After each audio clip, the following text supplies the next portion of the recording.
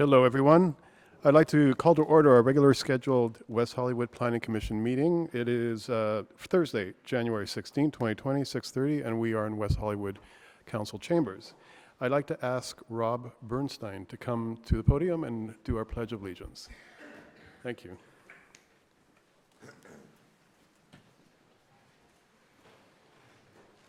I pledge allegiance to the flag of the United States of America and to the republic for which it stands, one nation, under God, indivisible, with liberty and justice for all. Thank you. David, do we have roll call? Good evening. Tonight, Commissioner Buckner is absent, so the voting record will reflect that. Commissioner Jones? Here. Commissioner Hoopengarner? Present. Commissioner Erickson? Present. Commissioner Elchel? Here. Vice Chair Bass? Here. Chair Carvalero? Here. And we have a quorum. Thank you, David. Just so everybody knows, our parking validation is not working, so if you need to get out of the parking spot, just get a ticket from David Gillig before you leave, and that'll get you out of the parking. Do we have any changes to the agenda? Do we have anybody who would approve the agenda as presented? Moved by Commissioner Erickson, seconded by Commissioner Jones.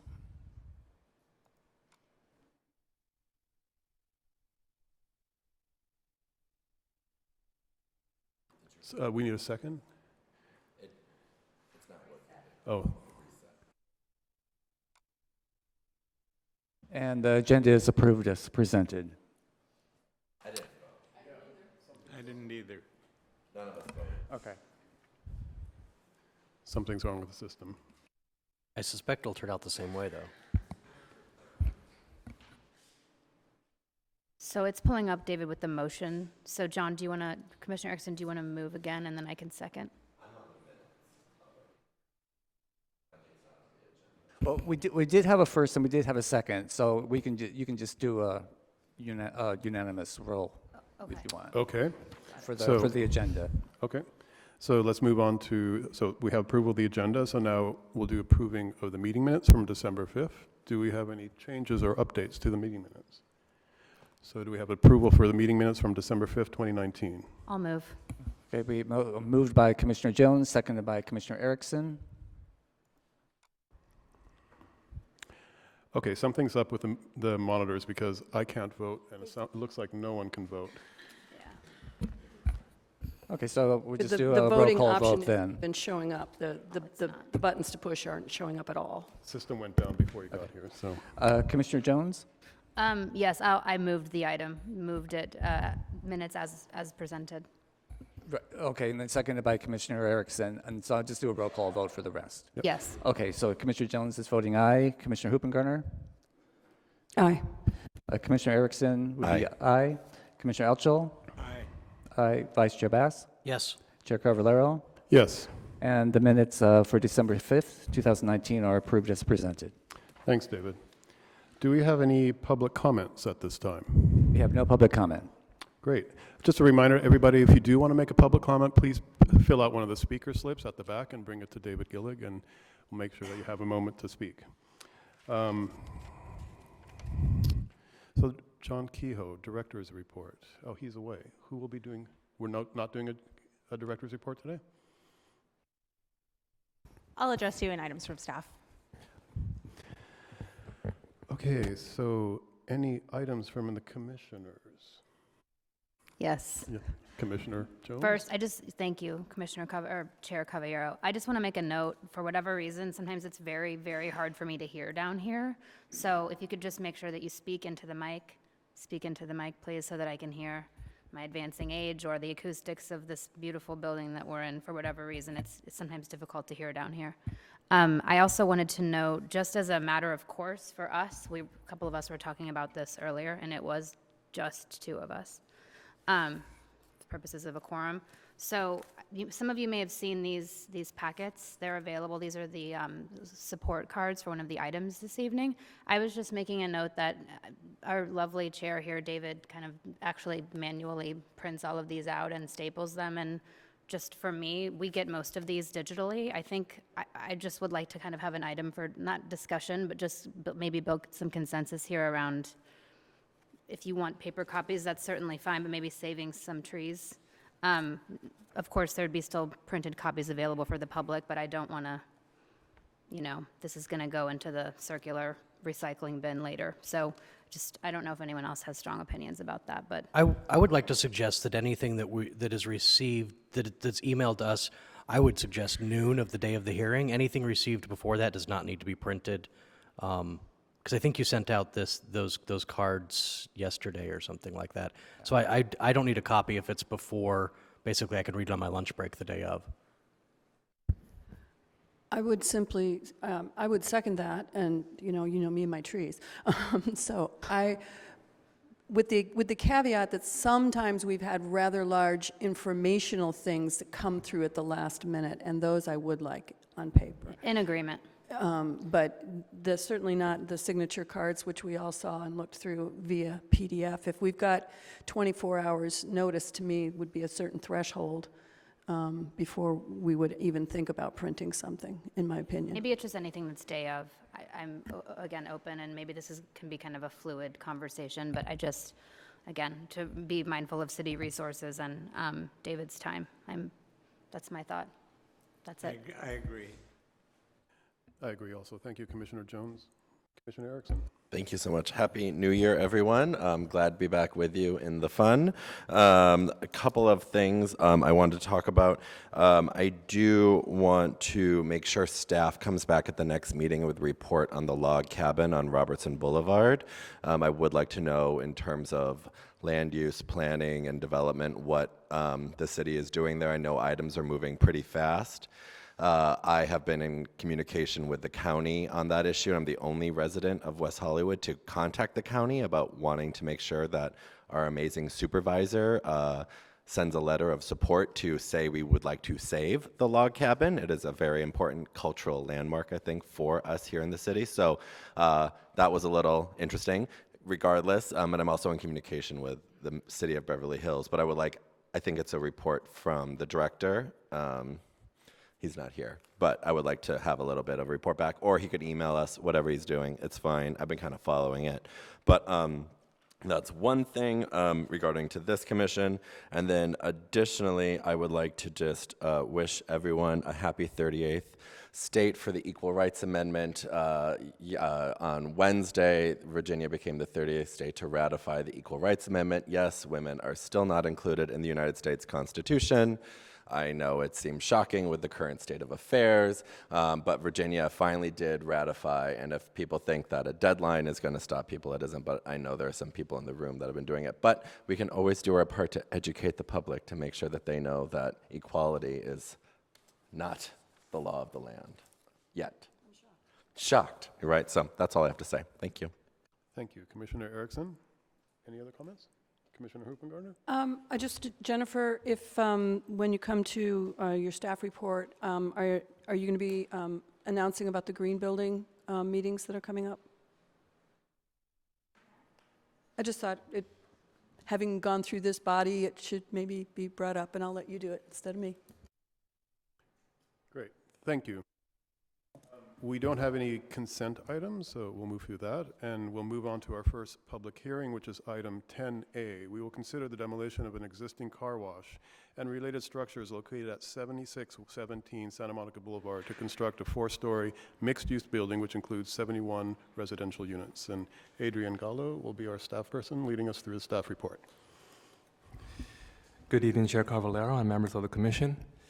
I'm Adrian Gallo with the city's current plan division. On the screen is an aerial overview of the subject property, which is located on the north side of Santa Monica Boulevard between Curzon Avenue and Spalding Avenue. The area is developed with a mix of commercial and residential uses. Currently, the project site contains the Madison Car Wash. The project site is located along Santa Monica Boulevard, which is one of the city's principal east-west corridors. The proposal is a request to demolish the existing car wash and construct a 4-story, 71-unit mixed-use building with 133 parking spaces on the ground floor and 2 subterranean levels.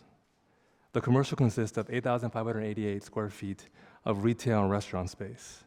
The project also includes a vesting tentative track map that would permit the airspace subdivision of the mixed-use project into 4 components, and a parking use permit to allow off-site uses to use the XX parking as commercial parking for the general public. The CC1 zoning district establishes a 35-foot height limit. The project provides 11 affordable housing dwelling units. The total contribution to affordable housing makes the project eligible for a 35% density bonus and 2 concessions. The proposed project is designated to utilize their 35% density bonus and one of the available concessions. The project is seeking an additional story and 10 feet of a total project height as a concession, an increase in allowable height to 45 feet. The affordable housing income distribution for this project is 6 very low income units and 5 moderate income units.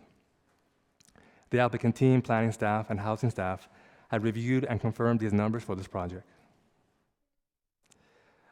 The project was reviewed by the Planning Commission Design Review Subcommittee. The subcommittee responded positively to the design of the project. The materials used for this project include corrugated metals in both light and dark colors, fuchsia and white smooth finished cement plaster, as well as storefront and perforated metal panels. These are high-quality materials and should provide for a good texture and visual interest. Built into the design of the structure are 4 courtyards and an amenity and pool deck, all of which are well landscaped with vibrantly colored plants and trees. These also include the use of sculptural alloys and shrubs.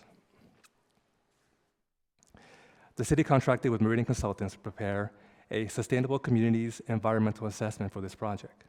At this point, I'd like to ask Ned Baldwin to speak about the secret process.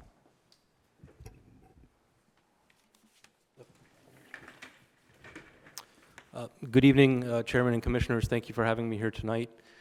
My name is Edmund Baldwin from Meridian Consultants. We are a urban environmental planning firm that specializes in working with cities like West Hollywood on the CEQA process. I'm here tonight to talk through the CEQA review of this particular project and explain some of the findings of it and the difference in the Sustainable Communities Environmental Assessment. So first I wanted to touch upon CEQA and the purpose of it. The California Environmental Quality Act is designed to protect the environment and improve public decision making. And I wanted to highlight 4 of its intended purposes: identifying potential impacts, reducing and avoiding environmental damage, encouraging public involvement, and disclosing public decisions. And I'll touch upon each of those and how they relate to the project in a moment. CEQA allows for various forms of review depending upon the nature and context of the project. You will be familiar with the ones listed there, most commonly environmental impact reports and mitigated negative declarations, as well as negative declarations and exemptions. I bring this up because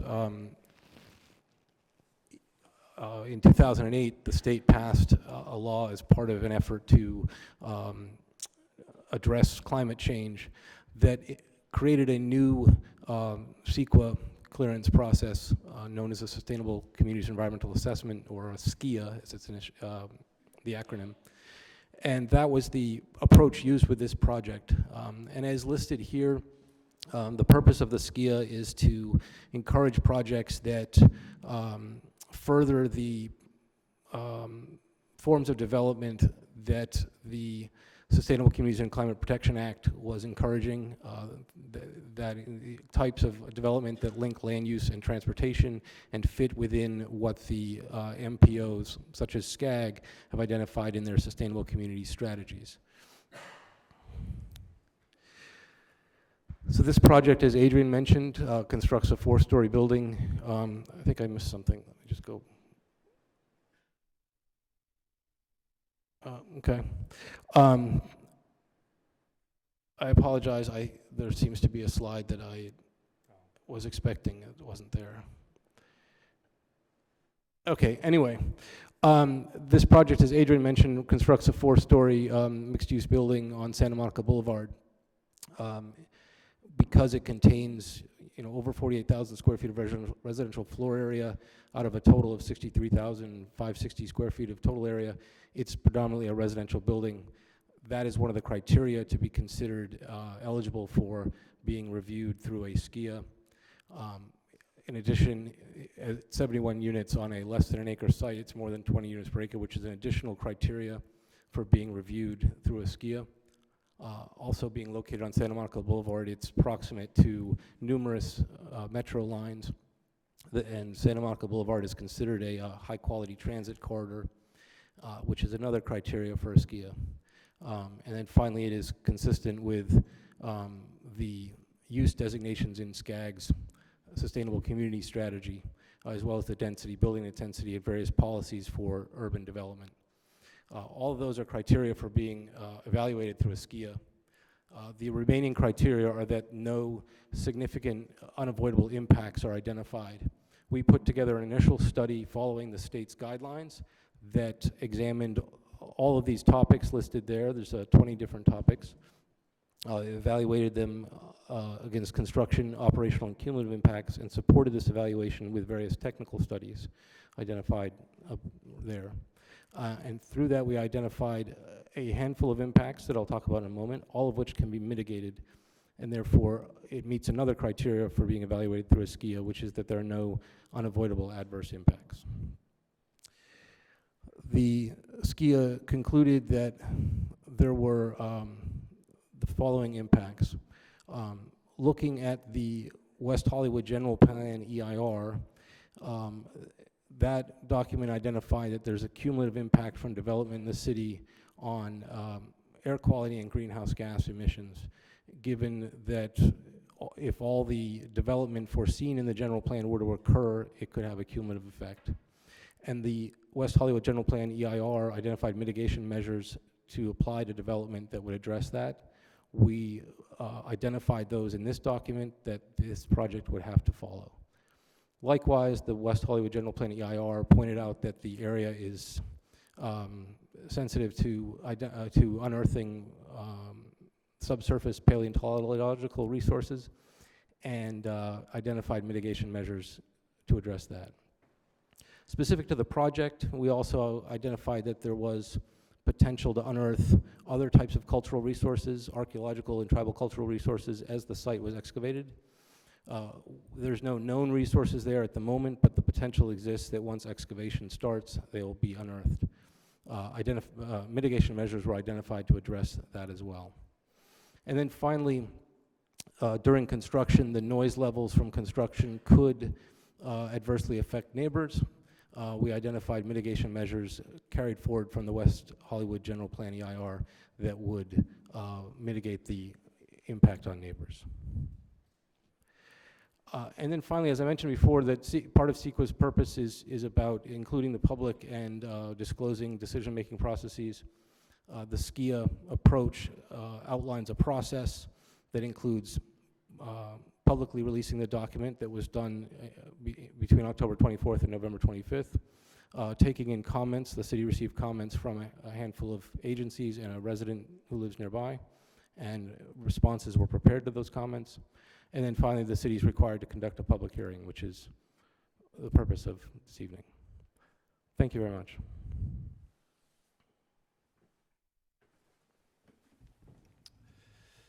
The proposed project supports critical goals and objectives of the city's general plan and will assist the city in meeting its housing goals by providing 71 new residential units, including 11 affordable inclusionary rental units. The project's mix of uses and architectural and urban design elements will enhance the streetscape and improve pedestrian activity along Santa Monica Boulevard. As proposed and as conditioned, the required findings for the project can be satisfied. Therefore, staff recommends approval of the application. Before I conclude staff's presentation, staff proposes to amend condition 11.1 in draft resolution PC 201350 to correct the numbers in the parking provided column and clarify that the project provides 24 excess parking spaces. Also add condition 918 to design the exit that leads into the alley with directional curbing. So with that, staff concludes our presentation. To answer any of your questions, we have our environmental consultant, as well as the city's housing and urban design managers. Thank you. Thank you, Adrian. Commissioners, do we have any questions for staff at this time? Commissioner Hoopengarner. I'm sorry, Adrian, could you clarify one more time, you're amending, excuse me, 11.1 to do what? To correct the numbers provided in the parking provided column and clarify that the project provides 24 excess parking spaces. Okay, thank you. And then the second correction? Add condition 918 to design the exit into the alley with directional curbing to make them go right.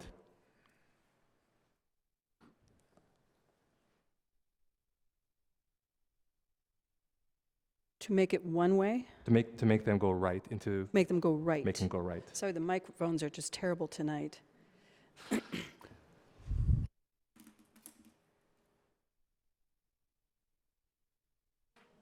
Any other questions? Yes. Great.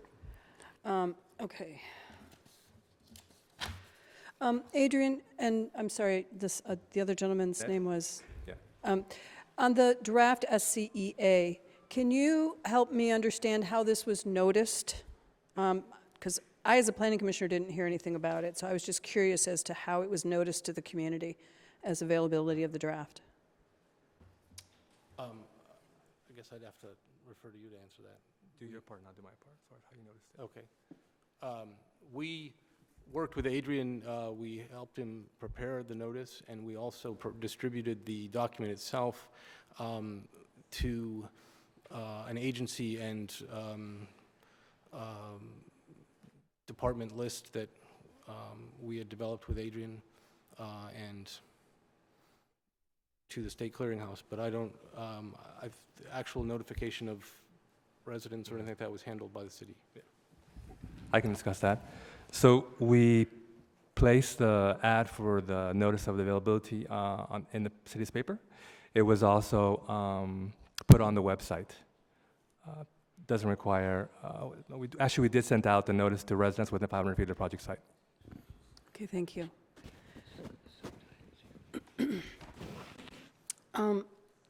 Can we address zoning ordinance 1910.050A.1.A, which states if the proposed project is, and this is in the mixed use ordinance, if the proposed project is adjacent to R1, 2, 3, or 4, which this is, that the 25 feet of the structure located closest to the residential zoning district, in this case it would be the north side of the building, not including projections into setbacks, shall be limited to 35 feet in height. I was having difficulty, given the elevations, et cetera, that we have here. Do you have illustrations to show how this building is in compliance with that ordinance? So that ordinance section applies if the project directly abuts the residential properties. In this case, the alley separates them, so it wouldn't apply in this case. And where is that in the ordinance? That's how we've interpreted that section of the code. And that's consistent with how it's always been interpreted? Correct. Okay. Shade and shadow. Now, I understand that we have an SCEA that doesn't require shade and shadow, et cetera. But we do have new state laws on shade and shadow and the ability to do solar, have solar access for net zero. Perhaps this question is best addressed to legal. When there are competing laws, who wins?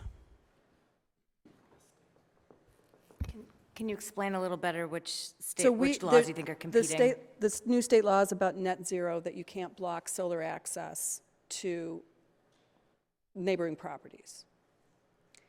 And normally we would see whether that impact occurs via a shade and shadow study.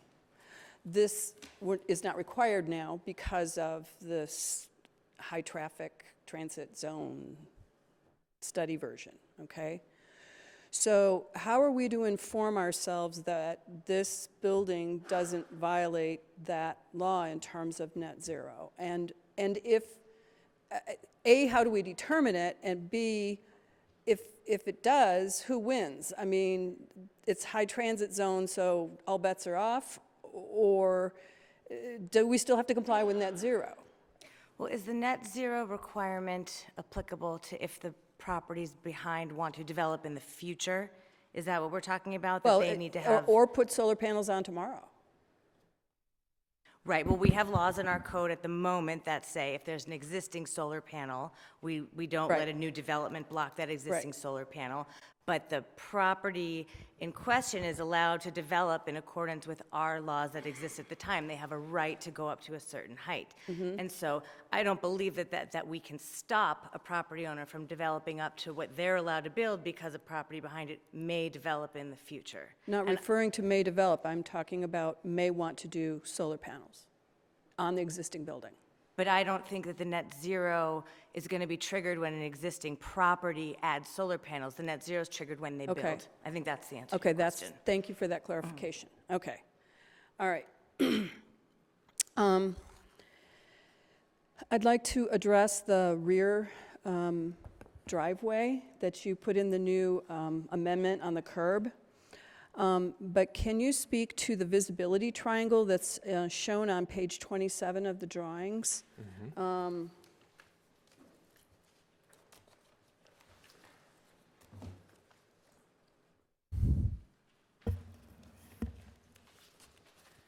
Which shows that the visibility kind of goes right through the building. And if you can, this is yours. This visibility triangle shows that, that the driver is effectively behind the wall and is supposed to be able to see oncoming traffic in the alley through effectively a wall. And I'm wondering how that works. We can clarify with the architect, but from what I was told, that wall would be set back outside of the triangle. The wall would step back outside Would of... be set back away from the triangle.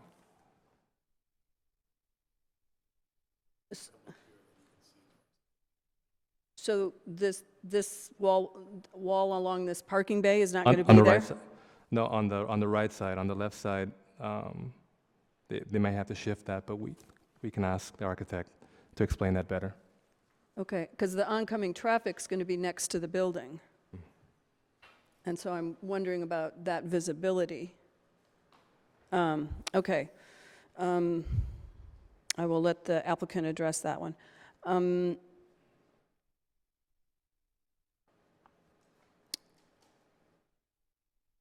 I think the rest of my questions are for the applicant, except can we discuss the Santa Monica Boulevard streetscape plan and the bus stop? And was there any discussion as to if the bus stop could or should be perhaps moved closer to the driveway to make more space available, potentially for ride share and deliveries?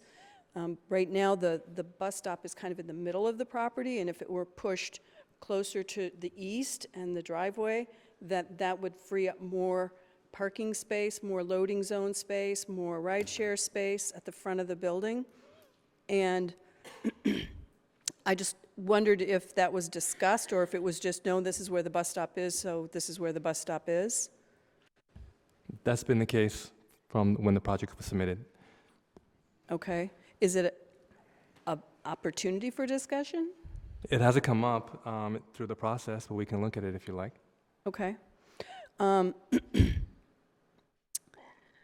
Because one of my concerns is about the fact, as we just emailed this afternoon, about the fact that there are no loading zones in the building. And so my question is, we've got 3-bedroom apartments in here.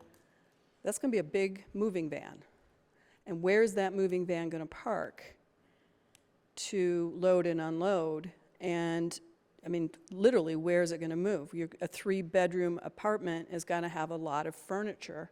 It's going to be a large van. Physically, where is that going to park? Currently, they have meter spaces in the front that they can reserve, knowing ahead of time when that truck would be there. Aside from that, they'd only have street parking to access the building. So, but we're talking about blocking community parking spaces to allow for loading of and unloading of movers for 71 units. That it would be the case. Okay.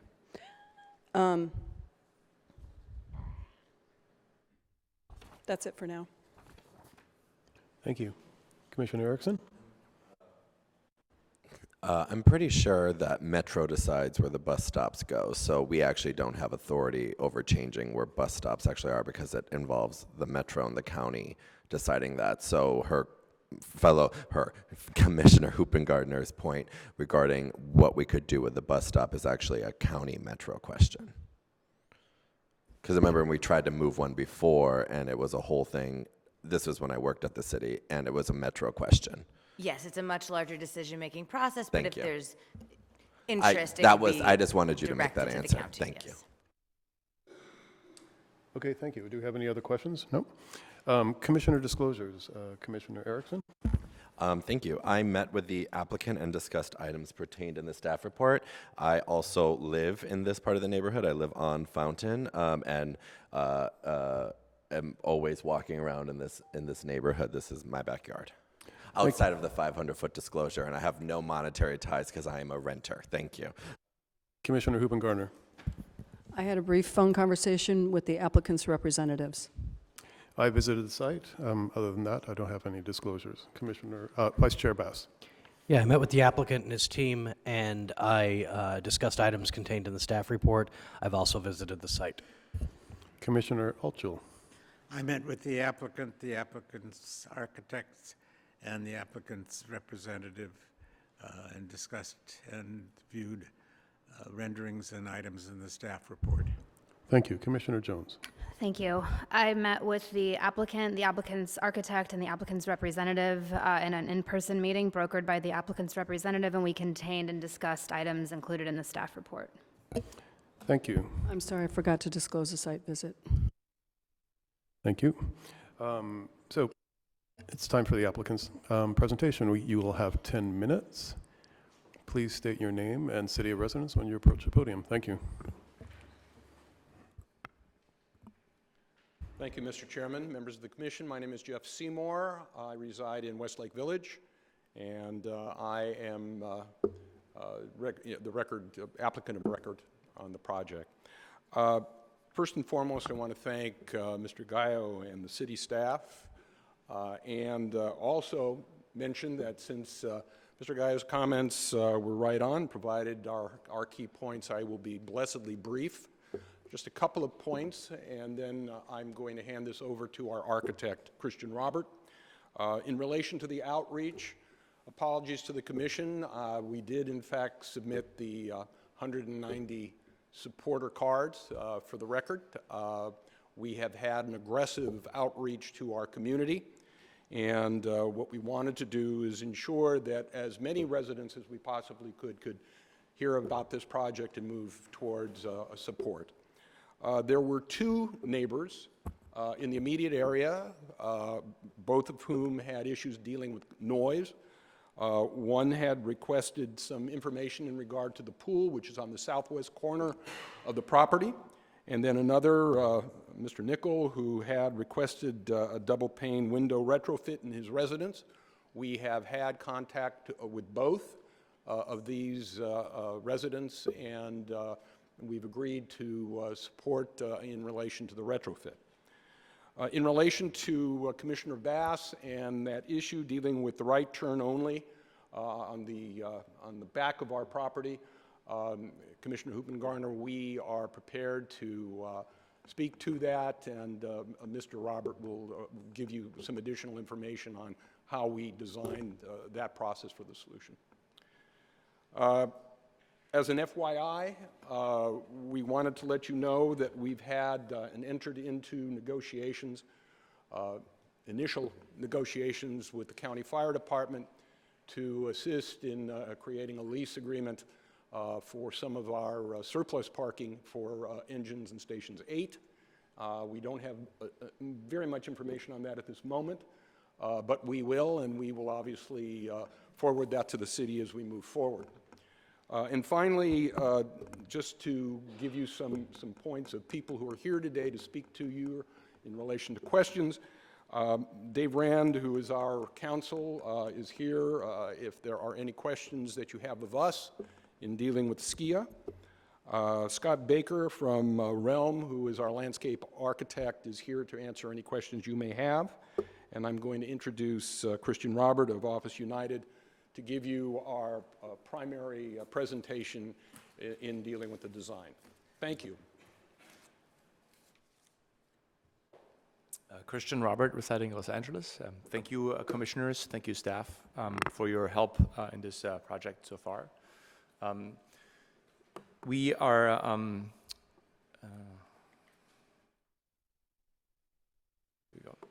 So we've been working quite a while on this project.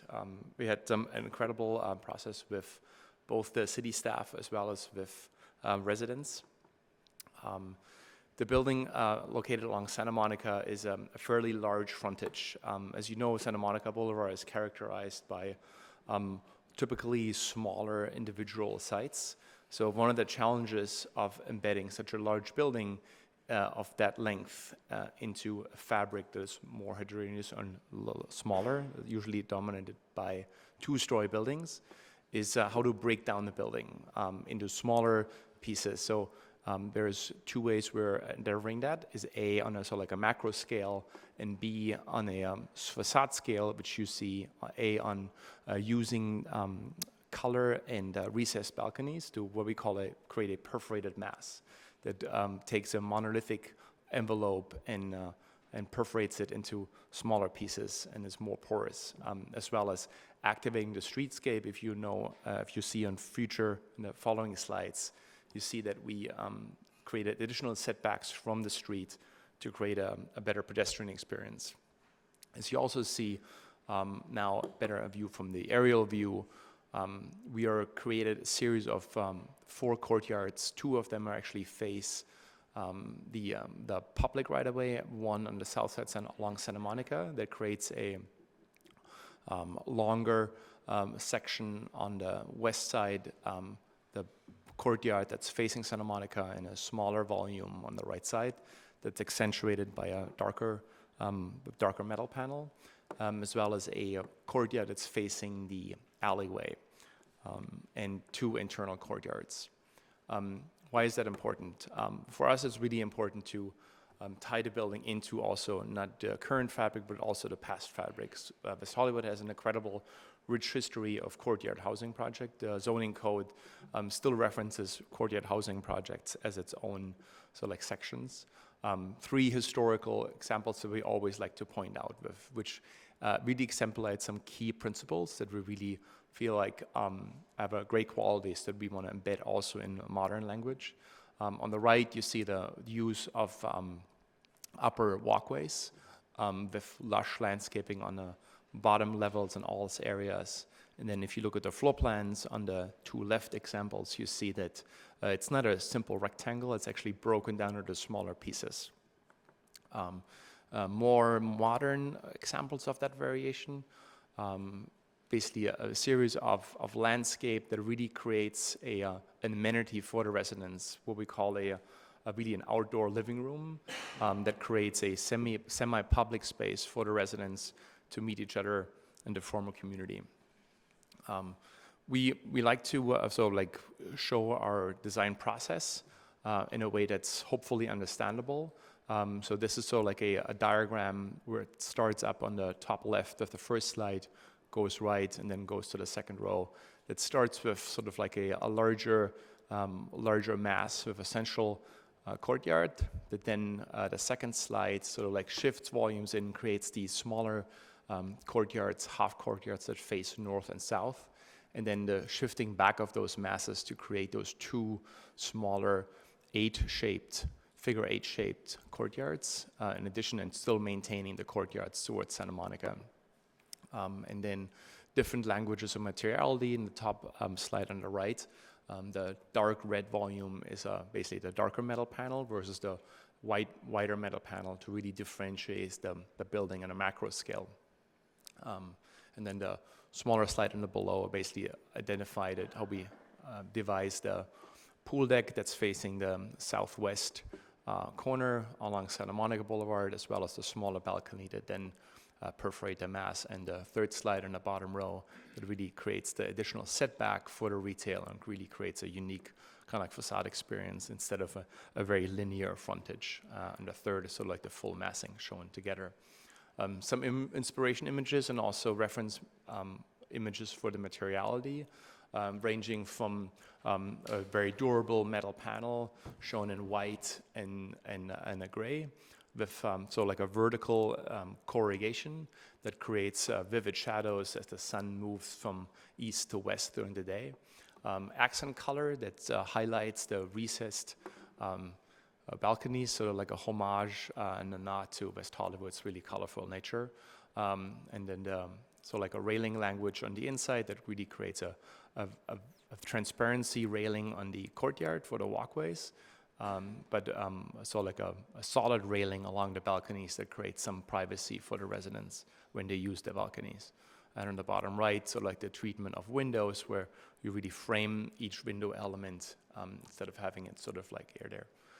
This is sort of like a larger streetscape roof plan showing the 4 courtyards as well as the roof deck on the left. And a ground plane that the red areas are shown retail spaces. The blue is the building entry and lobby used by the residents. Excuse me. On the bottom, you see the bus stop in an orange symbol. And you see how we basically shifting varying the retail frontages that sort of goes back the dashed walls or the potential devising malls between future tenants. You see the sort of like on the right-hand side of the blue residential area, the red area, retail area, so like slightly curves, which is in parallel to the bus stop curb cut that creates then the parking further left. So really you have a varying setback where the minimum that's required by code is 10 feet. We're actually providing at a minimum 14 feet. That is sort of like the shortest. It goes up to 25 feet and really varies. So the goal is for that really to create each retail tenant which have a hard time surviving, but we feel like this, especially this east side of West Hollywood, really deserves great retail, really pedestrian-oriented, neighborhood-serving retail. For them to survive, we want to create them some special areas that's in front of them, and that is in section. You see how that works. So the pushing back of the retail also creates a really greatly shaded and covered area. Not that it rains a lot here, but we do like shade, and as well as so like a little setback from busy Santa Monica Airport. This is a street view rendering. There's also so like a large wall in the center that shows a video display, digital display that shows city news, community announcements. And I have 5 seconds left. This might be Jeff's time, right, still? Or is it my time? Your 10 minutes set up. Is your presentation done, or did you We have a little wanted bit to more? answer quick Ms. Hopengarter's a question about the setback for the wall. The conflict of the wall that you perceived in the plan, the wall is actually cut down to 28 inches at that location. So the visibility triangle is measured from 28 inches above. So the wall is shed low, which we also see in the north elevation. So do we have any questions for the applicant at this time? Commissioner Hoopengarter?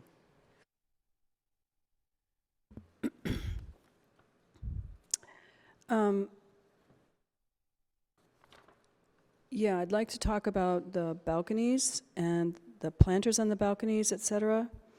On page 28 of your plans, you have this lovely rendering of it's not even a rendering, it's a photograph of these balconies with trees all over them, et cetera, and I'm wondering what that's in reference to. Can I have the presentation, Mike?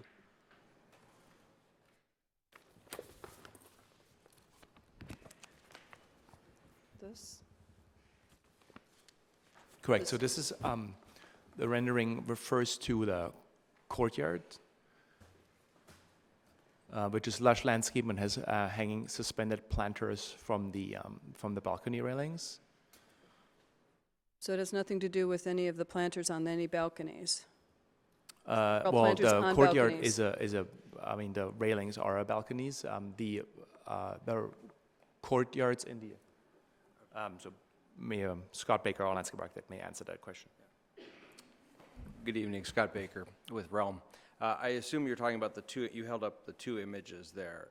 This image here, Right. that's referring to plants in apparently pots or pots on balconies or something, but it's a series of, I'm just those two curious as to what the images- reference is to. Sure, I think that's a fair question. Those two images are basically set the premise for the landscape concept. And the landscape operations, if you will, are really two functions. One, this idea of linear planters that occur on the balconies, on the periphery or on the catwalks, and then the idea of pots. It's really intended to be a more conceptual diagram of those two ideas that form the basis for the overall landscape composition. It's not a literal, this is what's happening here. I understand. I guess I was curious because on the north, the north elevation, the east elevation, the west elevation, there are no plantings, and there's no provision for plantings, and so that you're only speaking about the interior of the building. That's where they occur because of those. Right, there are planters up on the fourth floor and some at the podium level, but those planters are all limited to areas that are connected via common areas so that they can be maintained. As a matter of practice, trying to stay away from planters that need maintenance that might sit on a private balcony. So that's largely why those happen predominantly on the inner courtyard catwalks or on some of the perimeter edges where we can have access. Okay, thank you. Related to that then, do you have any renderings, elevations of those planters? My question is, I don't have an understanding of the survivability of those trees. I mean, that's an integral part of your design, and it's lovely to have all these trees, but I'm concerned about the survivability of those trees if the planters are insufficient to support them. And there was nothing in the plans that showed anything relating to those planters, their size, the cubic feet of soil that would be contained in them. Right.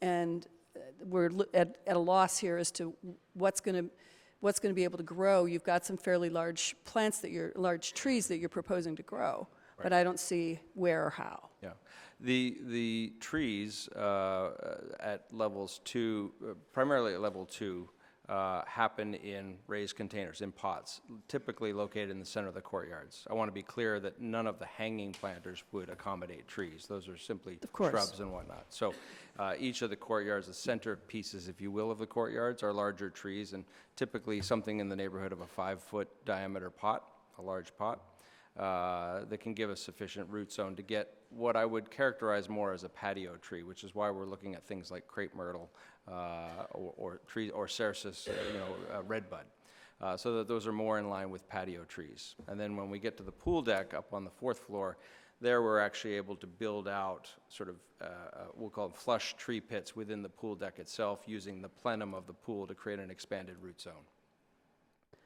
Understood. The cercis that you're talking about is a redbud. The one in the yard next to me is 35 feet tall. So that. And I'm assuming it's planted in the ground. Yes. That's why it's 35 feet exactly. tall.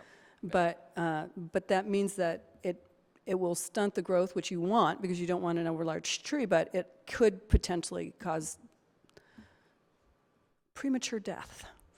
So that's my concern. Anyway, let's move on.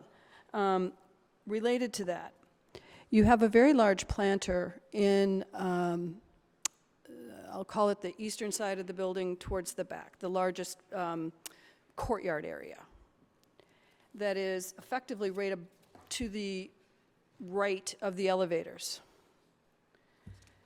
And I was curious as to if there was any thought about actually taking that to an in-ground, there you go, to an in-ground planting capability, that you could go through the garage and so that you could actually plant sustainable large trees in that space, as opposed to, excuse me? Is it ground level or second level? It's at the second level right now. I don't know yeah, you're on level 2. But if you were to take that to the garage and down through the garage, you're overparked by 33, 34 spaces, right? If you were to sacrifice 3 parking spaces and let that go into the ground, you could conceivably have an incredible tree canopy structure in your beautiful courtyards. And I was just curious if you ever had thought that as a possibility. I think it's certainly a possibility. I think the complications of the retail, the service corridor that sit below those courtyards themselves, to this point have prohibited that idea of telescoping down through. Your point is well taken. Obviously, more root zone yields higher level of survivability. And your tree canopy could actually go to the 4th floor or beyond.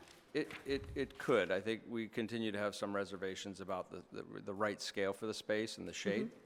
But I think,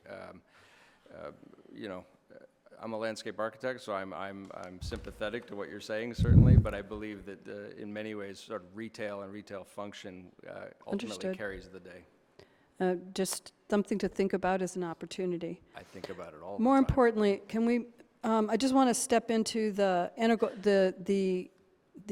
coloring and your materials. This is for the architect. On page 63, you're talking about an architectural plaster smooth finish, but I believe in your green points you refer to the fact that you're going to have integral plaster, integral colored Correct. stucco plaster.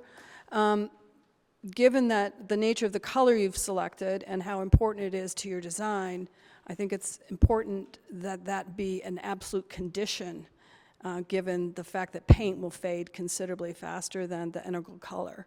Yep. Do you have any problem with that becoming a condition of your resolutions? No. Okay, thank you. Last but not least, I know this is moving into constructability, but I am wondering how far you've gone into the constructability of this project relating to the seismic requirements, whether it's shear walls, whether it's additional piers, et cetera. To me, one of the attractive pieces of this design is the asymmetry. And I'm wondering that when you get to the place of having to get to the constructability of this, is if that will potentially be sacrificed. And if so, are you willing to accept a condition that this design is in fact what is constructed? We actually have well vetted this with the structural engineer, and that is we're happy to accept that. Okay, great. Thank you. That's it. Thank you, Commissioner Hubengarter. Any other questions for the applicant? Commissioner Erickson. Yeah, just a quick question for the landscape individual. I'm not a landscape engineer, so kudos to you. And I understand what my fellow commissioner said on page 18 being a concept, but I'm on page 4, and this is actual aerial southwest view renderings, so meaning actual renderings of what the building will look like. And if I'm not mistaken, these types of beds right here in the courtyards of what you're actually talking about are actually there. So that's what I'm just trying to say. I understand the concept, but actually in your rendering yourself, you've actually put it there. So if you're putting it there, it's your overall intent to make sure that these types of landscaping would be there, right? Sure. Yeah, I'm not setting you up entirely for an sure answer where to you're say looking yes, at. basically, because what I'm trying to say is I get where the question is coming from, because this is a concept, Right. but in your actual rendering, you do everything you just said, and those are the plans you presented to us. Right, and again, at a landscape idea point of view, there's sort of two operations at play. The idea of sort of linear planters, which populate interior balconies or walkways as well as up at the pool deck, and then this collection of curated pots. Because I see all of these conceptual ideas actually in the plans. I see them in the renderings.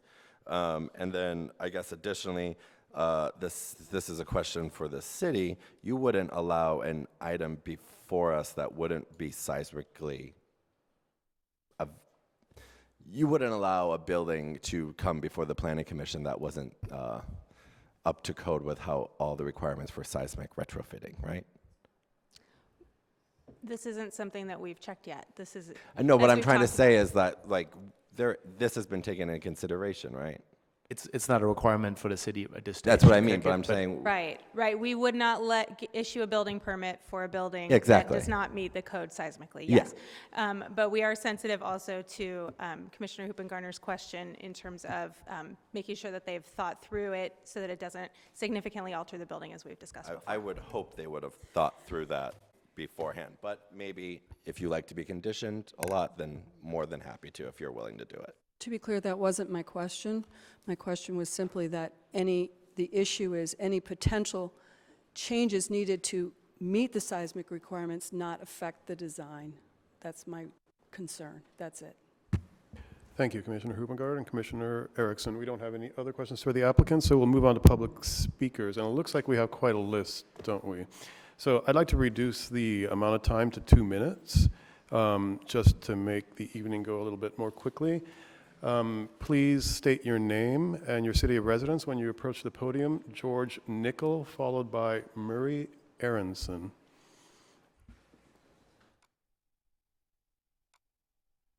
Hi, my name is George Nickel. I've been a resident of West Hollywood for 15 years this month. We live, my spouse and I, at 7638 Norton Avenue, which is directly behind, it's right across from the alley, behind the proposed construction. So our main concern, we had several, is noise. Noise of construction and then increased noise from people around the pool, traffic, all of those things. So I will say that the developers were very good. They provided people to come to our house. I gathered some of the people from our community, and it was in August that they met with us. There was an agreement made to provide double-pane windows to our house for the backs of our residents, which face the construction and then the new building, and possibly on the side as well, because one of the things that happens where we live, because there's a large apartment building beside us and then there's our residence, is it creates sort of a canyon of sound. So we can hear the firemen very clearly when they're outside. So we are going to hear the people around the pool when they're there. The construction will be a lot louder. That's what we're mainly concerned about. So it did slow down a little bit. It looks like we're back on track. On Monday, I will be speaking with a contractor to come out and do the assessment, but we want to make certain that these windows are in place, are paid for by the developer before any construction begins. I see my time is running out. The other thing I want to jump to very quickly, besides privacy concerns, people being able to look down.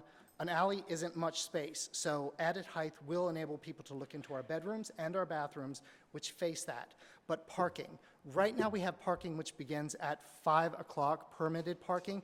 We would like it to be extended to 24 hours a day. We want to make certain that people visiting the retail, if there's overflow or if they just don't want to park in the parking space, don't take our spaces, and people working there as well, that they have space provided. All right, thank you. Thank you. Mary Aronson, followed by Dominic Batti-Bonanno. Good evening, Commissioners. My name is Murray Aronson. I live at 1116 North Spalding Avenue, but actually my place is on Norton. First of all, when I hear affordable housing, it means subsidized housing, which doesn't do anything for me. But aside from that, I gain nothing from this new development or construction. I lose from the loss of the car wash. I and everyone I know in the hood, Norton and Spalding Avenues, gain nothing but lose peace and quiet. The area, as far as I'm concerned, becomes more dangerous for most of us and our companion animals. For my interests, the car wash can stay there till kingdom come. More traffic and less parking, I and my neighbors gain nothing, but will lose a lot. I say phooey with the overpriced and fancy schmancy apartments. By the way, public transportation, better than most. still stinks. Thank you. Dominic Bati-Bonanno, followed by Hector Barboza. Hi, Dominic Beatty-Bonanno, 941 North Gardner.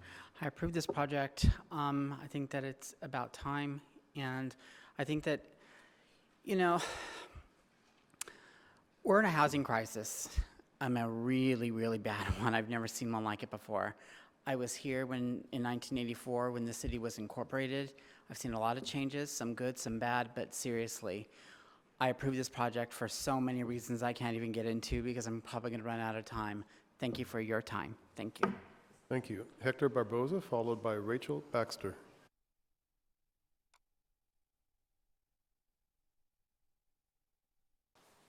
Good evening, everyone. I'm Hector Barbosa, and I just want to say something. 35 years ago, I used to work in that cleaners that's in that corner where the 7-Eleven is. So I think that this is going to be part of that project that's going to be, demolished. And I want to say that even then, I saw problems with that neighborhood that they were not doing very much at that time to bring it, not only into the present at that time, but into the future. And the future is the one thing I have always spoken about, thinking where we're going to be at 10 years from now, 20 years from now. And the only success that I can think of is when you have prior recognition of what the needs of the people and community are going to be in the near future and what you do about them now. Okay, not only do we need affordable housing, we need all types of housing that's going to give an opportunity for a lot of people to live in West Hollywood, but also that it's going to bring in the revenue that's going to be shared by the local merchants and any other kind of life that we may have. What I see now, 20 years from now, is a different type of community with many different kinds of new people. Some of the older people would have been, I hate to say it, passed on. Some of them would be, going with the flow, going with the changes. There's always people. There's always naysayers. Those usually are very few, but we cannot stop any kind of progress just listening to those people because they're going to be naysayers no matter what. So, let's think of the future and not so much about the present. Thank you. Thank you. Rachel Baxter, followed by Kelly Stagg. Rachel Baxter, 1018 North Gardner Street, West Hollywood. I am for the project. I think it provides much-needed housing in West Hollywood. The project is not going to displace anyone in the area.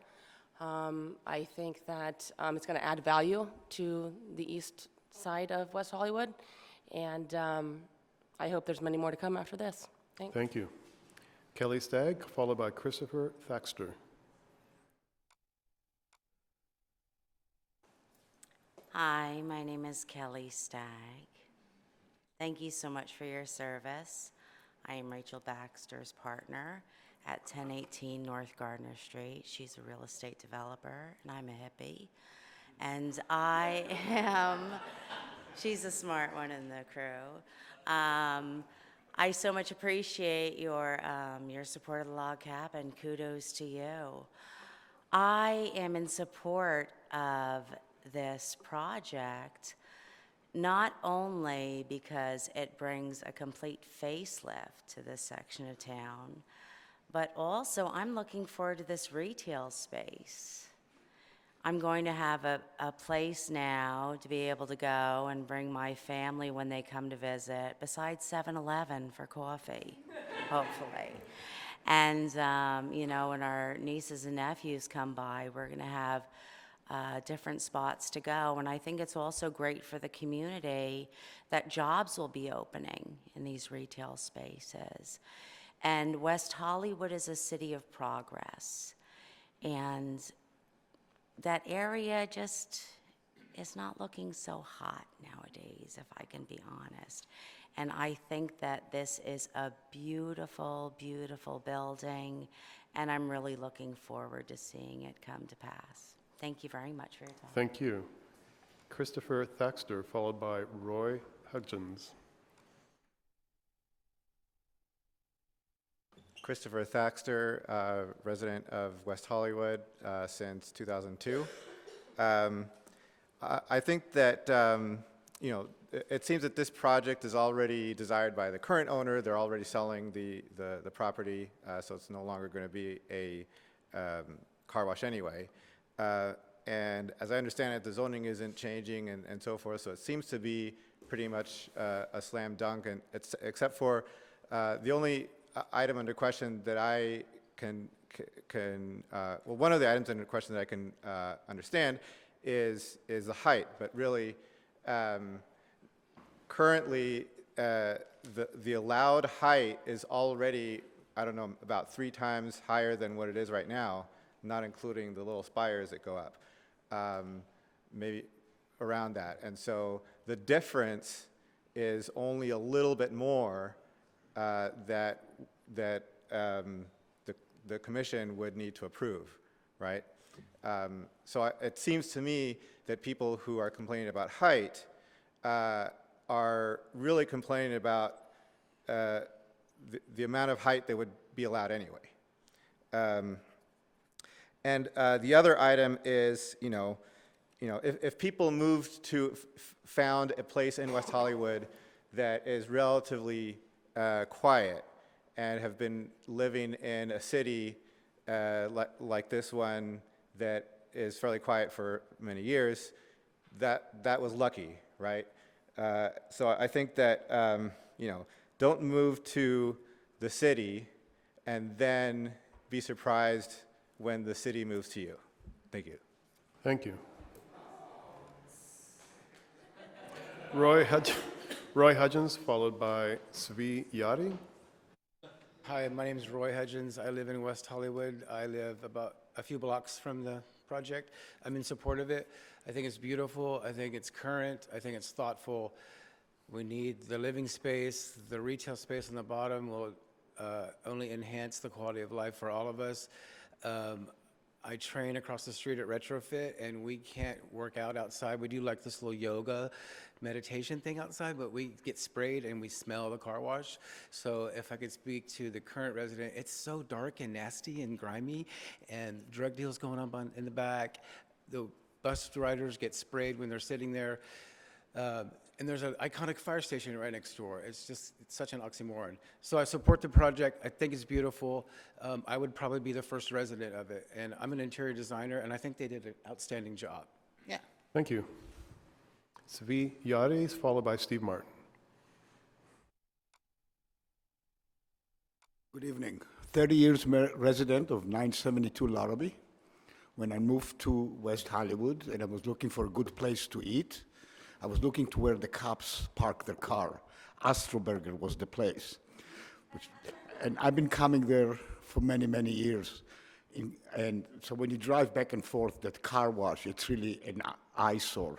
One of the things I like about West Hollywood, it is a walking town. And I think this building is going to, if anything, increase that part of town where people can walk and there is retail. I like the cubism. It reminds me of the Olympic Village in Montreal. It's a very nice job, by the way. Very artistic. It's a tax base, check. We need housing, check. We need affordable housing, check. It makes the city prettier, check. I can't see anything wrong with the project. I support it 100%. Thank you. Thank you. Steve Martin, followed by Keith Blair Spriggs II. Steve Martin, West Hollywood, East Side resident. This project really, I feel bad for the guy that said that this doesn't benefit him individually or the community in general, because I, as an individual, feel that this is going to help me and my property values, on and on and on. I mean, it is a dead space, but more importantly, the pedestrian orientation there is dark, dingy, dirty, attractive to crime. I walk there all the time at night. It's particularly unsafe. There's a lot of garbage there. There's drug dealing there. They're going to increase the pedestrian orientation there. They're going to increase the sidewalks, which is all good. Obviously, the 11 units of affordable housing are good. The 71 units of housing are good. So no one's going to be displaced in this project. There's some things that we want the developer to do for the neighborhood, and that particularly would be watching the mitigations during construction, the parking when they're during construction. The double pane windows I think are really important for people as they ask. Because as you know, nobody knows anything in West Hollywood till it starts. And so I think there should be a period where the developer is mandated to make sure that they respond to those people who are requesting double pane windows for their places when the construction period starts and for a certain period, so people don't feel that they're left out. And I did think that what George's suggestion about looking at the permit parking on Norton is going to be important. And also, don't be discouraged about moving the bus stop. If you can move it a little farther west. It's not, the last time we dealt with the bus stop, as you may recall, was on La Brea, and that was a very problematic change in the bus stop. This one hopefully isn't so bad, and I think that should be on the city's work list to move that, because it's going to interfere with the pedestrian orientation of the building, and I think it could be moved over without creating problems for 7-Eleven. Thank you. Thank you. Keith Blair Spriggs II, followed by Sandra Wells.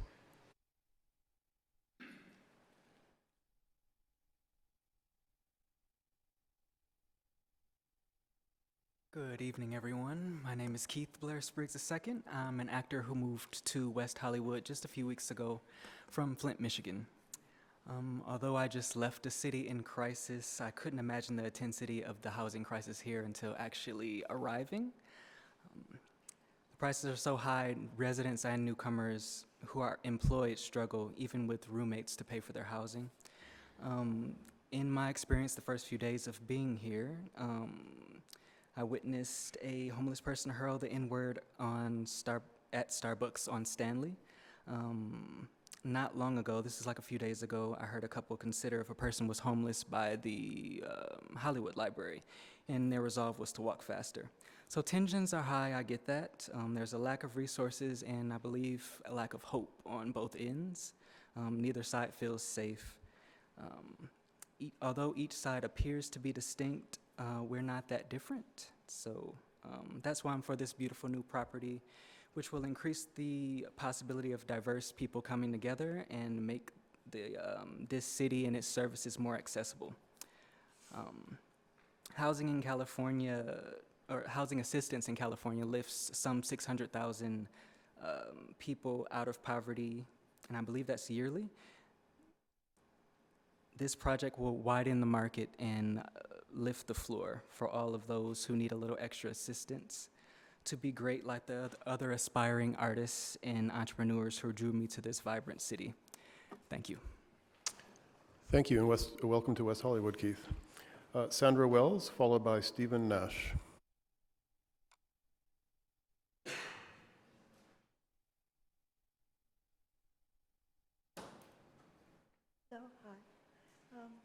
It's the other one. Yeah, that one. Perfect. Thank you. My name is Sandra Wells. I've lived in West Hollywood since the mid-'60s, and I come from New York as a working actress, but since moving to my current residence in 1979, I bought a condo conversion.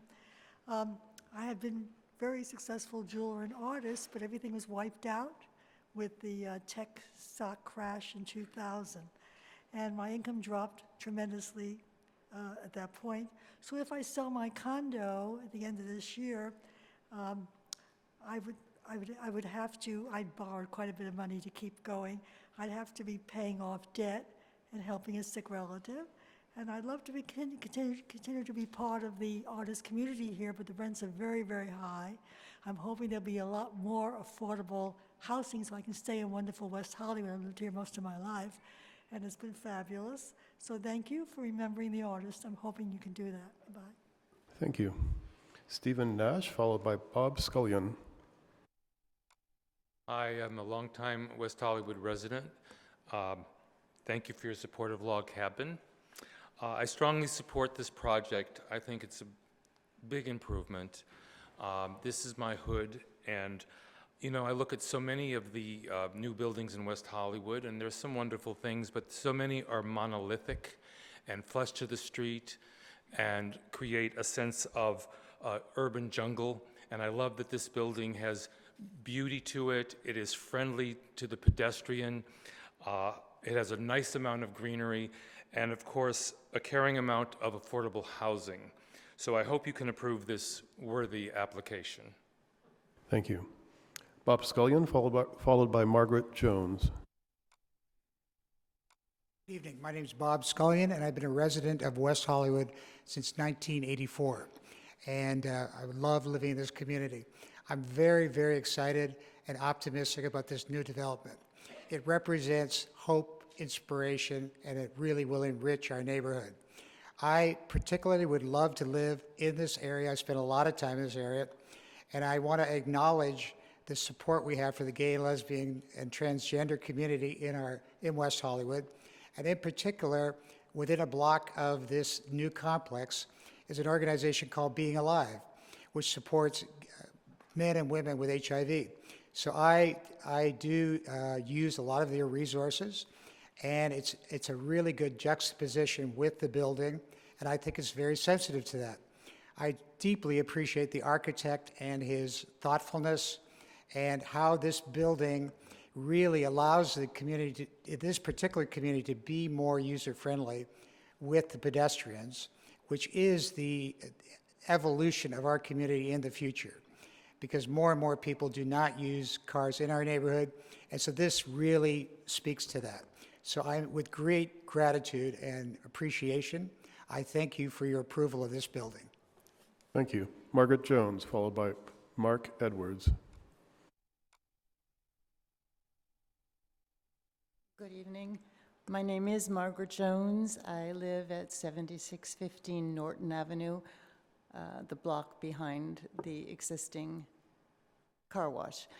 The first time I heard about this, the first meeting that I was aware of being invited to, it was a done deal, to my understanding, so I'm very surprised that this has come up again, and I'm grateful. Because I would like to speak to the lack of affordable housing in the area. That is my main concern. It is a beautiful building. I admire it. I think it'd be a wonderful place to live. However, no one that I know in my age group in West Hollywood that I know would be able to afford it. 11 average income or reasonable income, I can't remember the wording, units to me are not respecting the needs of the community, which does not encourage young people or the elderly to be able to stay unless they lived here for many, many years and are on rent control. I moved here before the city was a city and was a person who was able to vote for it to become a city, and it was a beautiful city at that time. I don't like the high-rises. Again, I'll say the proposed building is very beautiful to look at, and as it is shown to us, it would improve the neighborhood, but affordable housing is important. Thank you. Thank you. Mark Edwards, followed by Bob Shields. Commissioners, staff, fellow WeHoans, I am Mark Edwards. I live at 1174 North Curson, which is right around the corner. I can't tell you how excited I am about this project and that this is going to happen. So I strongly recommend that you support this project. Everybody spoke about affordable housing. It has that. Until we live in an ideal world where we actually get back to we have funding from the feds where we can start building all affordable housing, we'll take what we can get. Because from my perspective, with regards to this project, replacing a car wash, it's addition by subtraction. We're getting a beautiful project. We're getting affordable housing. I'm so excited and so stoked that in my little part of the world, we're going to have the first Sustainable Communities Environmental Assessment, SKIA. So I think that's pretty cool. And I think this starts moving us towards, as somebody said previously, we have to stop worshiping the car. It's got to end. We got to start abiding by what needs to happen, which is to build where transportation is, and to emphasize that, reduce parking when possible, and get people out of the cars, and I'm proud to be a WeHoan, to say that we are going to be doing these type of projects. And also, I would say I love the fact that it has 3 bedrooms. That's rare. And I would close with this. Change is inevitable. When it's good, we win. Thank you. Thank you. Bob Shields, followed by Brian McDonald. Hi, my name is Bob Shields. I have lived at 7615 since September of 1982. One of the things about this car wash is at night it's closed, so there's no noise. And now we're talking about 71 apartments where there's going to be noise. The city of West Hollywood, the police department, the sheriff's office is really great in responding to any time I've complained about excessive noise in the neighborhood. With this amount, I mean, people are going to want to have parties. People are going to throw, have moving in parties. It sounds like a great place to party, so there's going to be a lot of noise. And this is not going to be relating to other people as much, but I'm more than likely I'm going to spend the rest of my life in this apartment. So, and I'm facing south, so I'm facing this, and I live directly behind the car wash. So I have a big concern on that. There are other things that I think have to do with, I'd want to talk to these gentlemen, that have to do with the traffic in and out, and because I'm still not clear on that, and I am concerned about a fire department being next door when you're going to be causing traffic jams on the street, and what happens when there's a fire. And also, as the very nice lady said before, this is a city of progress. I moved into a city that was a city of people, and I miss that. Thanks. Thank you. Brian McDonald, followed by Brooke Blass. Brian McDonald. I'm a resident of 915 North Weatherly. So I'm excited to have anything replace the car wash in this city. And if you're going to think about the future, adding 71 units of housing, even if they're expensive, is 71 units of housing more than we have now. So from that perspective, it's a benefit. The project looks really nice. And if we're arguing about, or if your questions are centered on planters not supporting trees and loading zones, those are good questions to ask in terms of a project that I see as pretty viable. If there were real issues with it, I would have thought they would have come up today. So I give my full support for this, and it will make the city more enjoyable to walk through in that area in particular, because someone had mentioned about the fumes from the car wash. That is really, really bothersome to me, and I don't know how a car wash and a fire station, the noise associated with an apartment building is really going to be any worse. And if there are really people who are going to be moving there that are higher income, they're not likely to be yahoos and party. They're probably going to be more people who work from 8 o'clock in the morning till 8 o'clock at night. So it has my support, and I think everyone's done a nice job at presenting it. Thanks. Thank you. Brooke Blass, followed by Kathy Blivus. I'm Brooke Blass. This is difficult. I'm not used to speaking. Okay. I've lived in West Hollywood for over 20 years. I came here from Alaska. West Hollywood was like home. I mean, the community was the most important thing to me. It changed my life. It definitely gave me vision and encouragement. Now I have a 20-year-old daughter. She is struggling to find a place to live.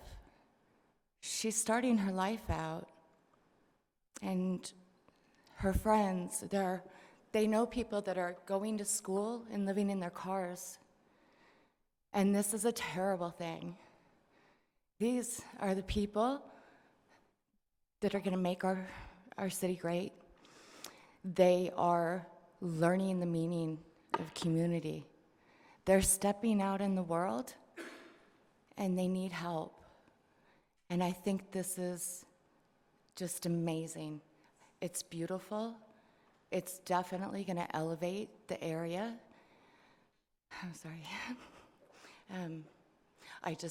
I'm really honored that I was able to speak, because I'm passionate for my daughter, and I hope that I can provide her an avenue to be an activist in what she believes in. Thank you. Thank you, Brooke. Kathy Blivus, followed by Donnie Casey.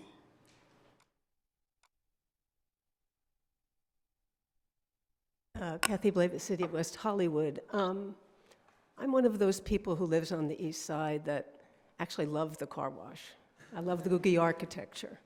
So I came here tonight, and I came here to say that regardless of that, and regardless of the fact that I was hoping that somehow in the architecture there would be some nod to the Googie architecture, I am in support of this project. I do share concerns that Commissioner Hoopengardner has with regard to no loading area, especially being next to a fire station, which brings up another concern that I have. That fire station isn't just iconic, it's potentially historic. And I hope that that's been taken into consideration with regard to this project. Shade and shadow and other things that would affect an historic, potentially historic project, property. I was very happy to see solar panels on the roof of this building. I just want to say that I think it was Mark Edwards who said it, in a perfect world. In a perfect world, in addition to 11 affordable housing units, which are subsidized housing, there'd be workforce housing, which means, housing for people like me, for people like a lot of people out here who, are working very hard to pay their rent. But we don't have that. We have market rate apartments. We can't do anything about that. We can't control that. We can't ask a developer, well, we could ask a developer, bring in your rents, $500, $600, $800 lower than other places. That's not going to happen. As Mayor D'Amico says all the time, we have we have plenty of luxury apartments. We don't have workforce housing, but we can't dictate that. So again, that aside, and the study, if any, on the potential historic property, I am in full support of this project. Thank you. Thank you. Donnie Casey?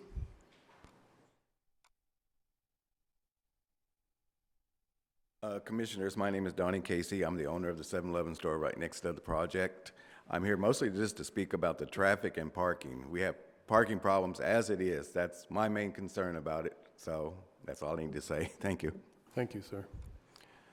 I want to say thank you to all the public speakers who spoke tonight. Those were very thoughtful comments, and know that your comments are considered during deliberation. It means a lot to us that you show up. Okay, so the applicant has 5 minutes to rebuttal to Chair? the public comments. We have a few that I need to read into the record. Okay. Okay, these are the people, the support staff's recommendation. Felice Kaplan, Mark Whitty, Timmy Kiefer, Onya Reyes Bravo, Benjamin Wheeler, Tad Dowell, and Aviko Abarca. Those are all in favor of the project? They are all in support, yes. Okay. Applicant, you have 5 minutes to rebuttal. Thank you, Mr. Chairman. The first thing I'm going to do is hire Mark Edwards to do all of my closings. I know that there are issues relating to noise, and especially noise due to the rooftop activities that we have. I want to remind the public and obviously mention to you that we are being conditioned in regard to the use of that rooftop area from 8 in the morning to 10 at night. I know that has become a rule in relation to the city.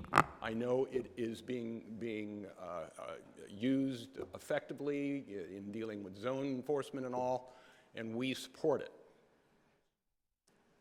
I was in Sacramento on Tuesday speaking, Commissioner Altschul knows this already, speaking in regard to the University of California with 3 members of the state legislature. And they knew what I do for a living, and each one of them said, we have a housing problem. And it's in every community, every municipality, every county in the state of California. And the legislature is saying to us, either the cities will begin to look at this crisis as a crisis, or we will take the powers that the municipalities have and bring it into the state legislature. And they are continuously saying they have a governor now who will sign legislation to prove that. We want to bring the best quality housing to this community. And you and the council have been viably, aggressively working towards that. Laterra Development has a reputation when they come into a community to bring the most qualified consultants, including yours truly, to do what needs to be done to bring quality development into the city. In addition, you have Christian and Ben Anderson and Michael Contento, who provided, I believe, a beautiful design that will be of great value, of great positive impact on the city as we move towards development. I urge you to support this project. We are committed to talk to our neighbors, those who have issues in regard to noise, both before and after this is constructed, but we need your help. We need you to consider the importance of this type of housing in the city of West Hollywood, and we're here to answer any additional questions you may have in regard to moving this project forward. Thank you. Thank you. Do we have any additional questions for the applicant at this time? Nope? Great. So I'm going to close the public comment, but keep the public hearing open in case there are any questions, and we'll start commissioner deliberation. Anybody like to go first? Commissioner Jones? I will go first. Thank you. I don't always love going first. As chair, you have to go last. So, first of all, I just want to thank, as I try to always do, everyone who came out tonight. It's an LA cold night tonight. It's supposed to rain. I think probably most of the people in this room have jobs or have had, careers at some point in their lives, and regardless, your time is valuable, and we cannot make these decisions without you. So I just want to say, whether you were in support of or not in support of the project, I don't know if any of you saw me kind of like making little movements, but I write down everyone's name, and I write down whether or not they supported it, and sometimes identifying features. Like our gentleman from Flint, I like to know that stuff.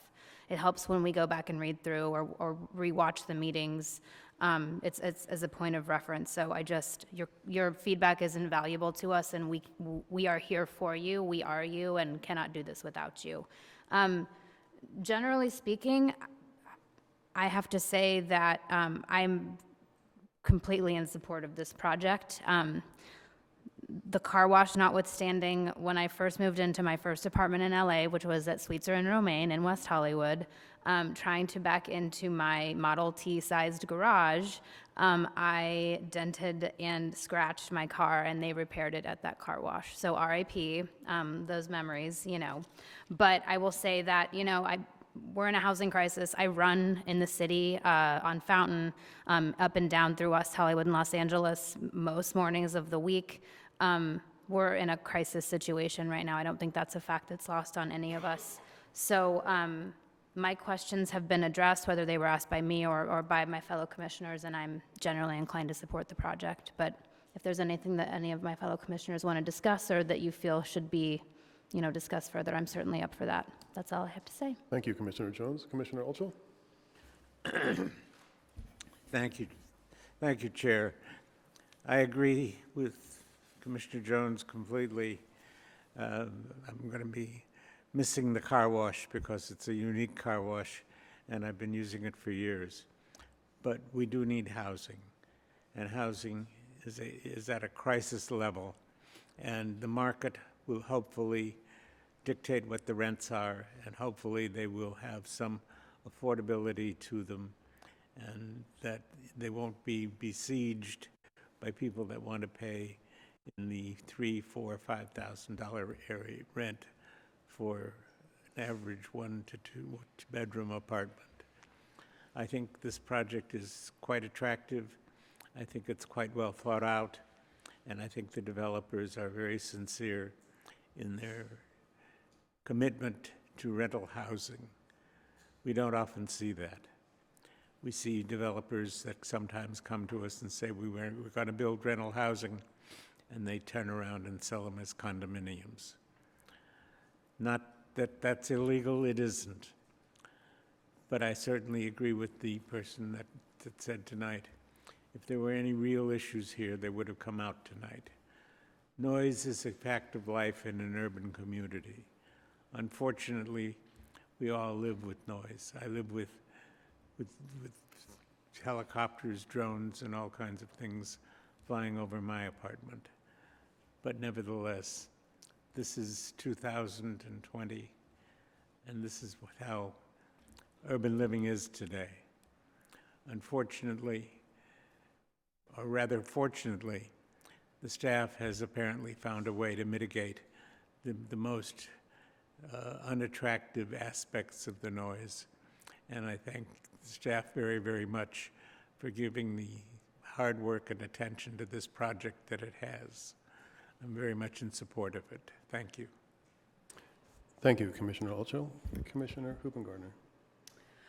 Yes, before I begin, I do have a question for legal and help refresh my memory.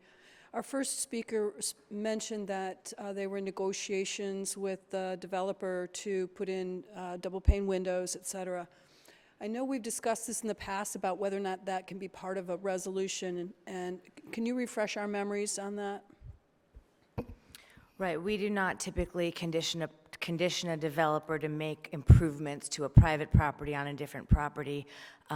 It sounds like that's something that the developer has volunteered to do and that they're in communication with the neighbors to get it done, and they've committed here on the record that it's going to be done, but it's not something that we typically put in our resolutions of approval.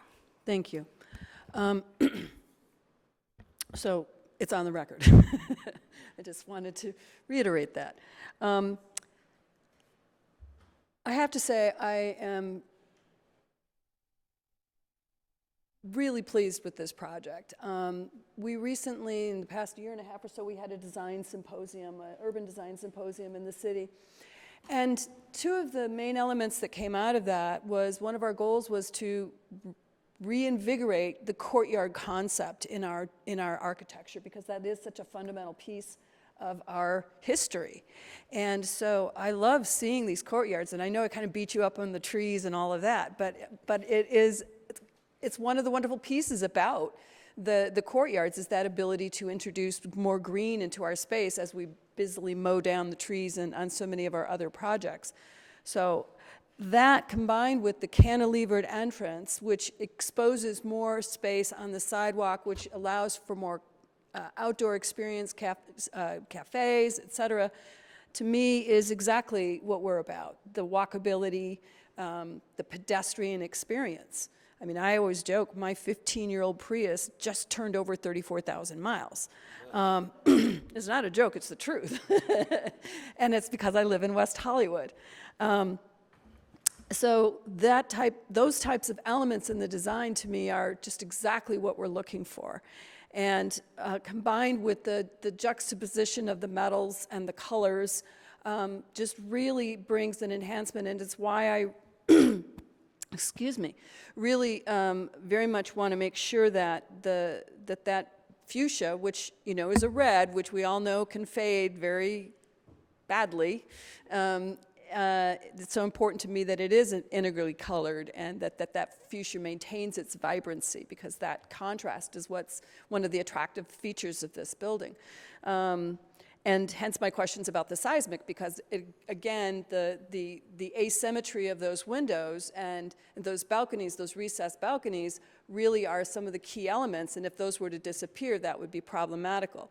So in the past, we've asked for resolutions that say if any of that changes, no, it comes back to planning. And I would like to make a motion to, and I know I'm getting a little ahead of my colleagues here, but if we move forward, that language that we've incorporated in the past be included in this resolution, so that those key elements that are so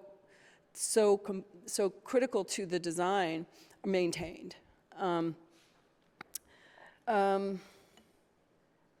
I think that's it, other than my only other concern is that the green points are really contingent upon there being actual solar. The plans say future solar. So again, that the resolutions perhaps include actual solar in order to meet the green points, because we are giving a concession because of meeting the green points. So that, and I don't know how they could get to the green points without the solar, so you tell me, you know, should we include it in the resolutions or not? But that said, I would say, please, more of these. Thank you, Commissioner Hoopengardner. Commissioner Erickson. Thank you, Chair. Also, I want to, like my fellow Commissioner Jones, I want to thank all of the individuals that came out tonight. All of you are technically my neighbors. I'm the closest to this project, so hi, nice to see you. Hi. But if you ever see me, I'm always up late preparing for these projects. So I'm at the 7-Eleven getting coffee at 1 a.m., which is probably why I don't sleep often. But these are good things to have. And I think someone said that Karina's Cleaners is right there, that this would be impacted. That's not impacted by this project. So I just want to make sure, because I know that was said on the record that dry cleaning place was going to be taken down. That's a different building. So I just want people to clear, because that's my dry cleaner. So I have a vested interest in that one, to say the least. But I, too, am very in support of this project. I do also want to commend the individuals who have been working on this, who have been responsive to members of the community that have reached out to me personally that I know. I want to thank them. I know it's really hard sometimes to deal with a lot of neighbors who have very serious concerns, but I believe, and I truly want to say thank you to making sure that people feel heard and that these issues are addressed, because it is our homes, it is where we go to hopefully have some calm and some quiet. So making sure that attention is paid is a particular way in which we here know when a good developer and a good applicant actually come before us. They take that time to detail. So I really appreciate that. I want to also state that this project looks forward in a way that's 10 years down the road. And if you look at 10 years down the road, we have a train in West Hollywood then, right? If all things are said and done. And if we do get option A going up the San Vicente and then down Santa Monica, it passes right down below this, where if I wanted to walk down Curson, which I do, and hop on transit to get to the Red Line to get to my workplace downtown, I can do that. And I just recently had to undergo a lot of car issues. Unlike my fellow Commissioner Hoopengardner, I have a lot more miles on my car, but that's because we're always driving over LA County. But I hate driving, actually, and I like walking around the neighborhood, specifically on the weekends. But I had no way to get to Hollywood and Highland to get down to work.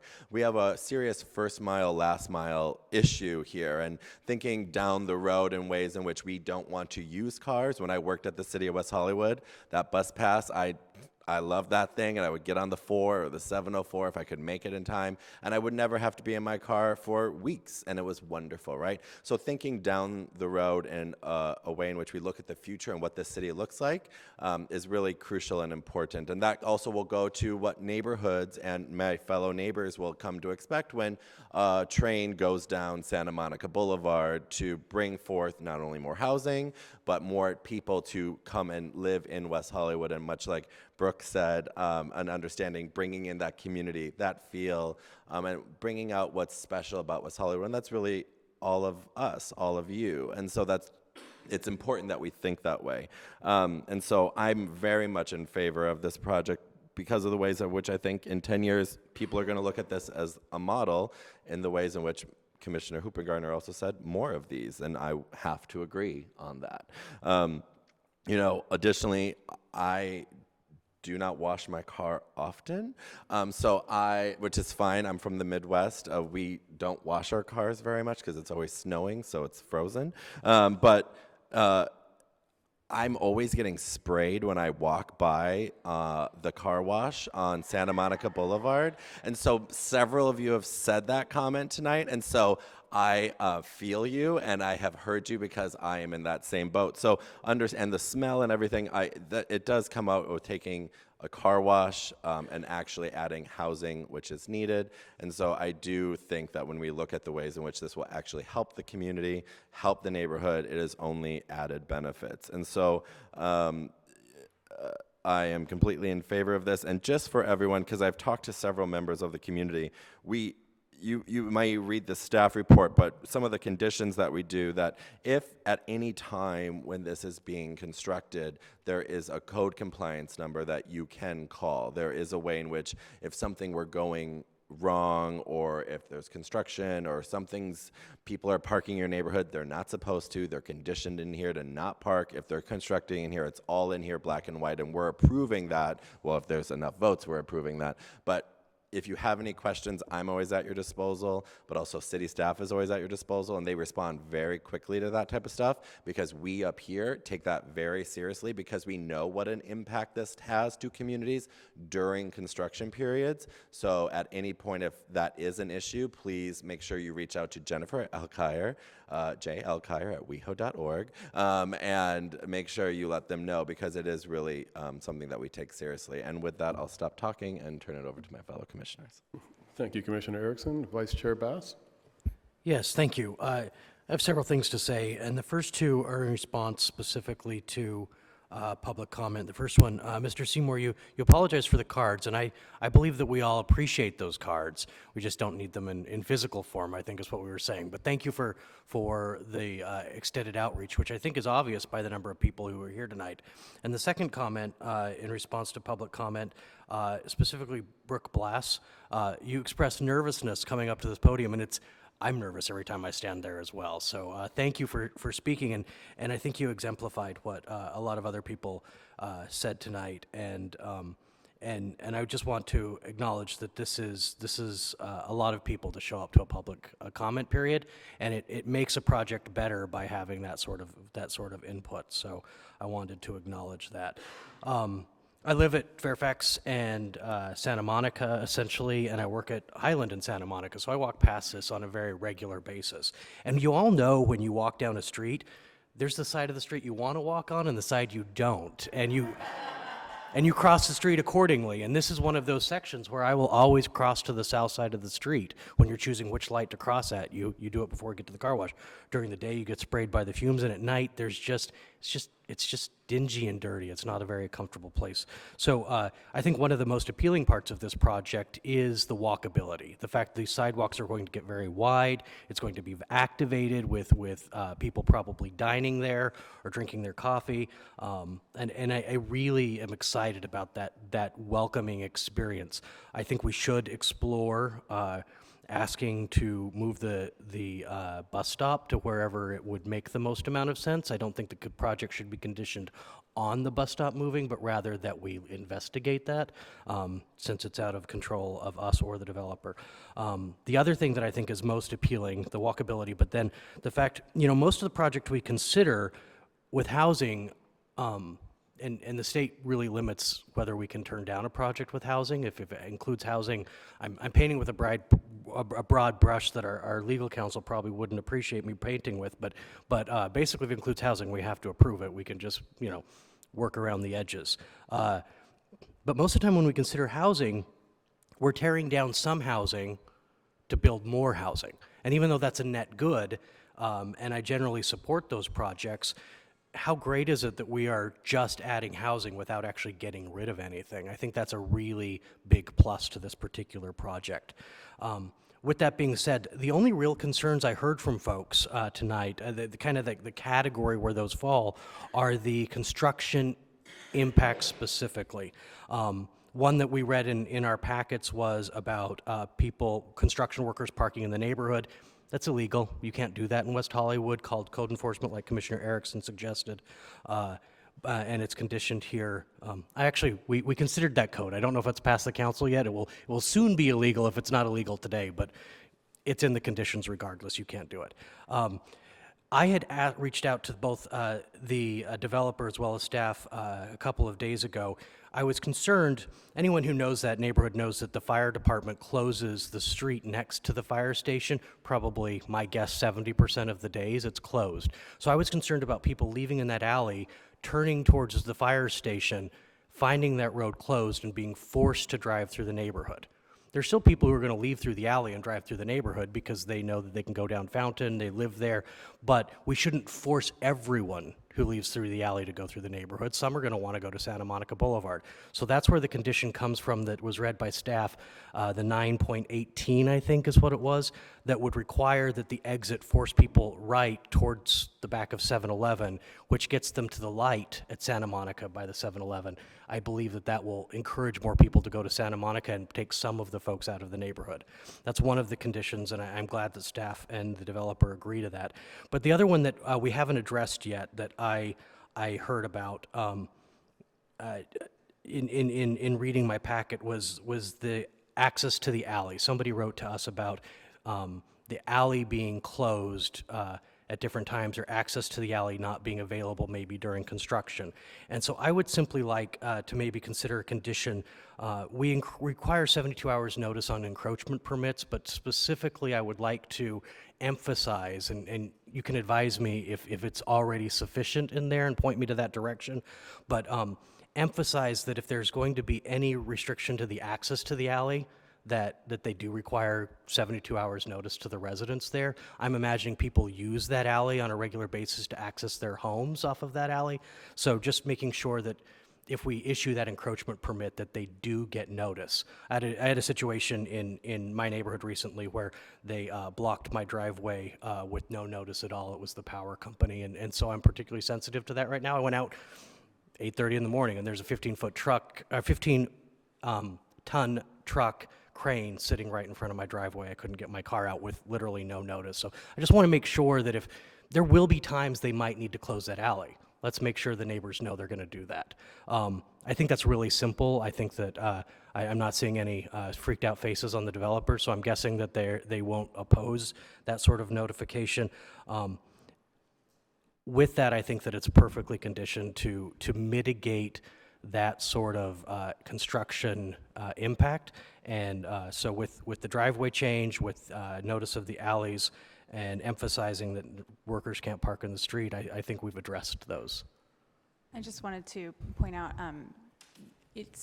we've looked into it, and we would not approve closure of the alley. So it will remain open. They couldn't get an encroachment they can't permit to do stage that? there. Okay, well, then that satisfies it. So Yeah. the person who was concerned about access to the alley, it sounds like that's addressed. So I shouldn't have talked about it quite as long as I did. But thank you for looking into that. With that, I would support the project. I believe it's beautiful. Thank you, Vice Chair Bass.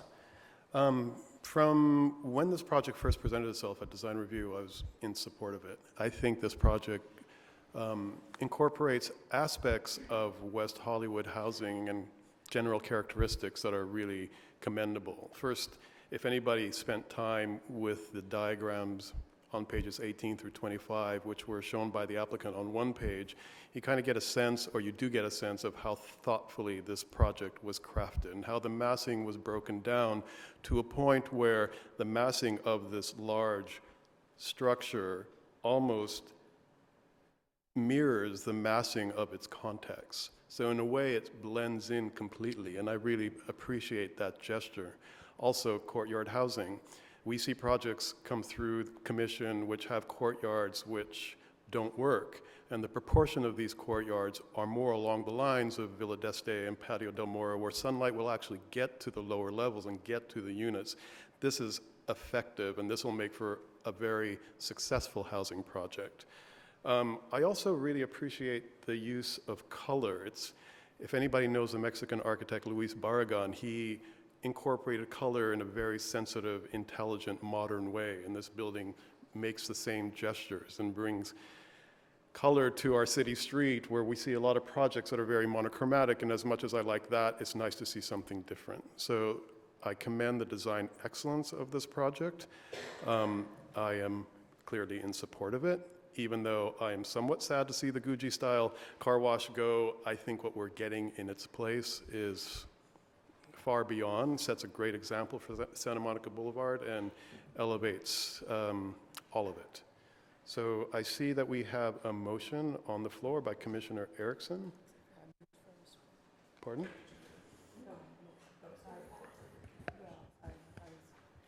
I made a motion earlier, but that's okay. Since you did it, why don't you do it? I'll withdraw it, so then why don't you make the motion? Because you did it. Thank you.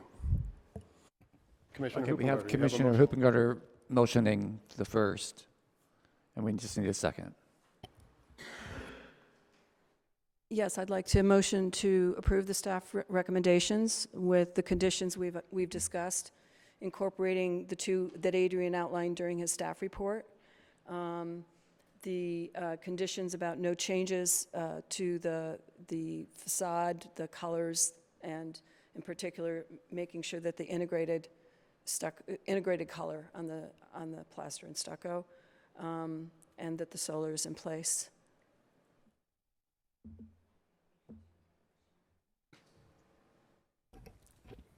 Condition 917, someone addresses your comments in terms of any major changes, and it spells out 4 points that are integrated into the design that we want to maintain, and if they change it, it has to come back before the commission. Item B, where it says inset balconies with contrasting fuchsia stucco, we can add contrasting integral fuchsia color stucco. And if you feel there are additional elements that need to be included within this condition, we can add them. But these are the main points that we feel need to come before the commission for any changes.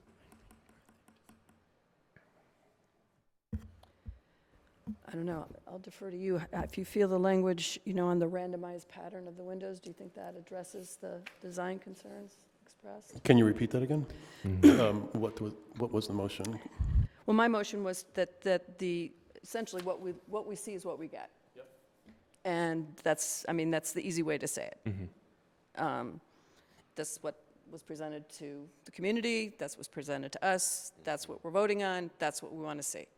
Anything that changes that, windows start moving, colors start changing, materials start changing, comes back to planning. So what condition 917 has been trying to do lately is list the items that you find significant or material such that if they were changed, those design changes would have to come back to you for approval. So it does list the contrasting fuchsia stucco and the design composition featuring the balconies and the contrasting fuchsia stucco. So I guess we're discussing color, not figure ground of the windows, like the pattern of windowing along the elevation. Well, I was, because it is about the random, it is about the asymmetry. And so if for some reason, that's why I brought up the seismic, if for some reason putting in columns or something forced those windows to all of a sudden become symmetrical, then we've got a different design on our hands. And that's what my concern was. Jennifer, sorry, go ahead. I have a question about that. I was just trying to get attention so that Adrian could read in what the condition currently says, and I think that it addresses what you're talking about. So point B states, design composition featuring inset balconies with contrasting, and the new language would be contrasting integral fuchsia color stucco and randomized pattern of windows on all of the elevations of the building. So if through the design process or the evolution of this project, some of the random pattern changes, it doesn't mean that they need to come back, only if it changes in a significant way. Correct. I think we've made this point Yeah. so many times, and I think staff understands that. So I'm happy to condition it and support it, but yeah. And to be clear, just as a point of clarification, we don't need to include seismic in this, right? I mean, that's a building and safety matter 1 and 2. If there's any major structural change, that would have to come back to us anyway, correct? Of course. And Okay. just a quick question for legal, and I was having a side conversation with my fellow commissioner. There was some issue about neighborhood parking. We don't have any authority to say 24-hour parking for this project in the neighborhood, right? We can't do that. No, I just wanted it to be clarified because I was wrapping my head around that, and I understand some individuals in the audience, that is a concern to them, but we can't do anything about that, sadly. Determining neighborhood parking is a separate Yeah, It's a separate process. And I was going to make a But those mention- residents can reach out to staff and get in Yes. touch with the right person to pursue that go process to do and that. learn more. And I Yes. was going to mention that to the citizen who said, hey, what about street parking? It's, 5 o'clock now, we want it 24 hours. You can apply to the city to modify your current permitting, and these lovely people can tell you exactly who to talk to. Walter Davis.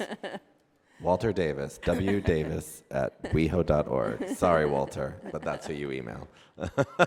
It really is. I'm sorry, I worked there for 6 years.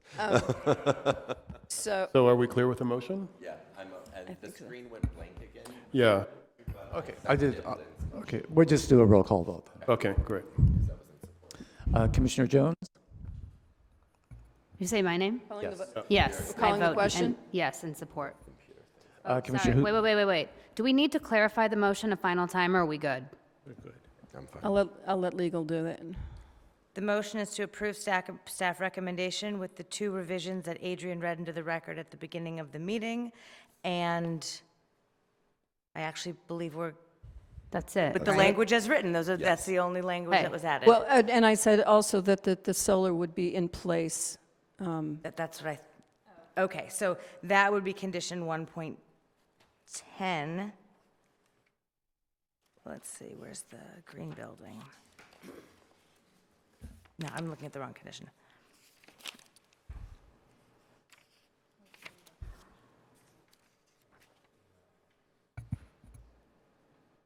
Oh, it's 9.7. Yeah, that's fine. 9.7. Right here. Okay. So we can write solar panels shall be installed as set forth in the approved plans.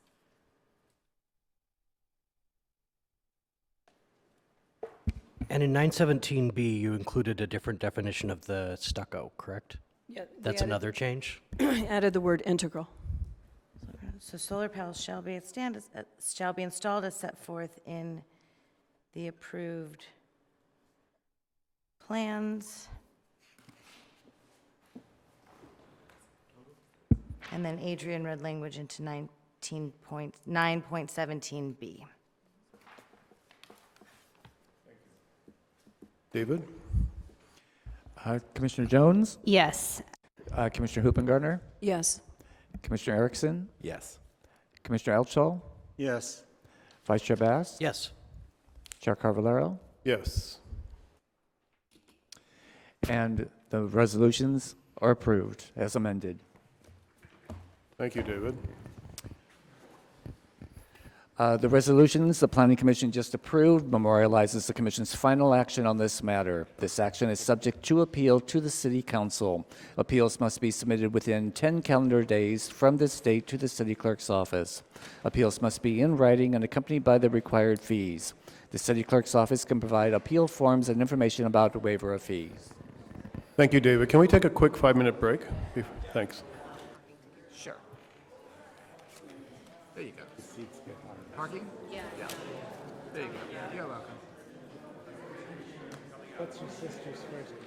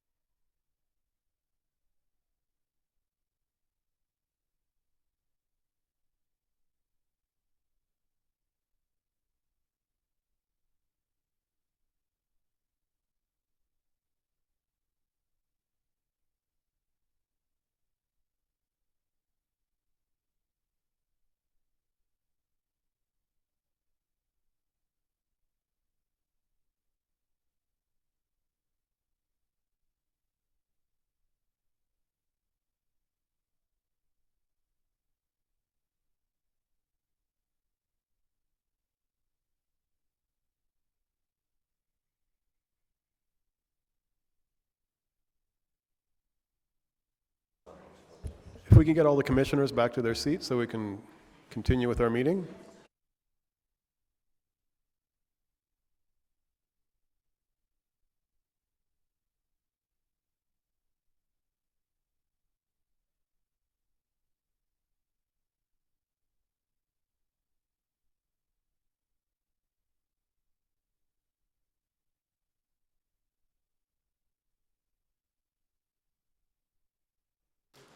Commissioner Hoopengartner? Oh, there.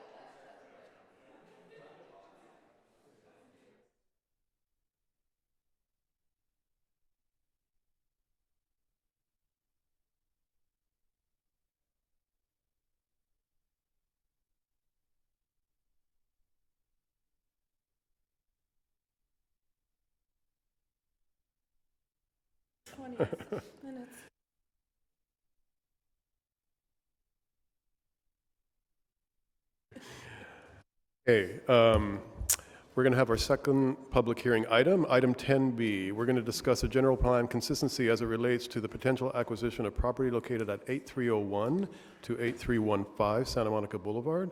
And I understand that there's a request for an abbreviated presentation, Antonio Castillo? I can do that. Okay, thank you.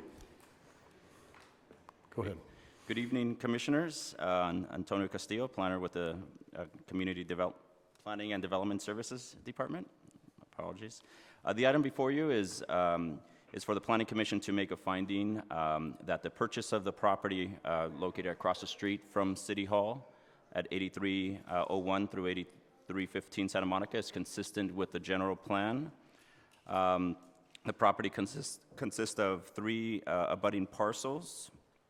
City Council on December 19 authorized the purchase of the property, and the city and the current property owners are currently in escrow. Staff finds that the purchase of the property is consistent with the general plan and recommends that the commission adopt the draft agenda before you in your packet. Myself and Helen Collins are available for any questions, should you have some. Thank you, Antonio. Do we have any questions for staff at this time? No, no disclosures, obviously. Do we have any public speakers? No public speakers. No? Okay, so then... I made a motion. We don't need to deliberate? If you would like to deliberate, you're more than happy I to. just had one question. When Of you course. introduced yourself, Antonio, did you say the word senior in front of your title? Oh. Not yet. Congratulations. Starting Tuesday. Starting Tuesday. Why not now? Thank you. I made a motion to approve the staff recommendations. And we have a second from Commissioner Hoopengartner. David? And it's actually working. So, oh wait, never mind. Are you still frozen? Sorry. The screens are still frozen? Yes, we're Okay. voting Okay, we'll to- do a roll call then again. Commissioner Jones? Yes. Commissioner Hoopengartner? Yes. Commissioner Erickson? Yes. Commissioner Elchel? Yes. Vice Chair Bass? Yes. Chair Carvalero? Yes. Sorry, thanks. And the resolution is approved unanimously, noting Commissioner Buckner absent. Congratulations, senior planner. Thank you. So we have no new business. We have no unfinished business. We have nothing on the excluded consent calendar. Do we have any items from the staff? Yes, we do.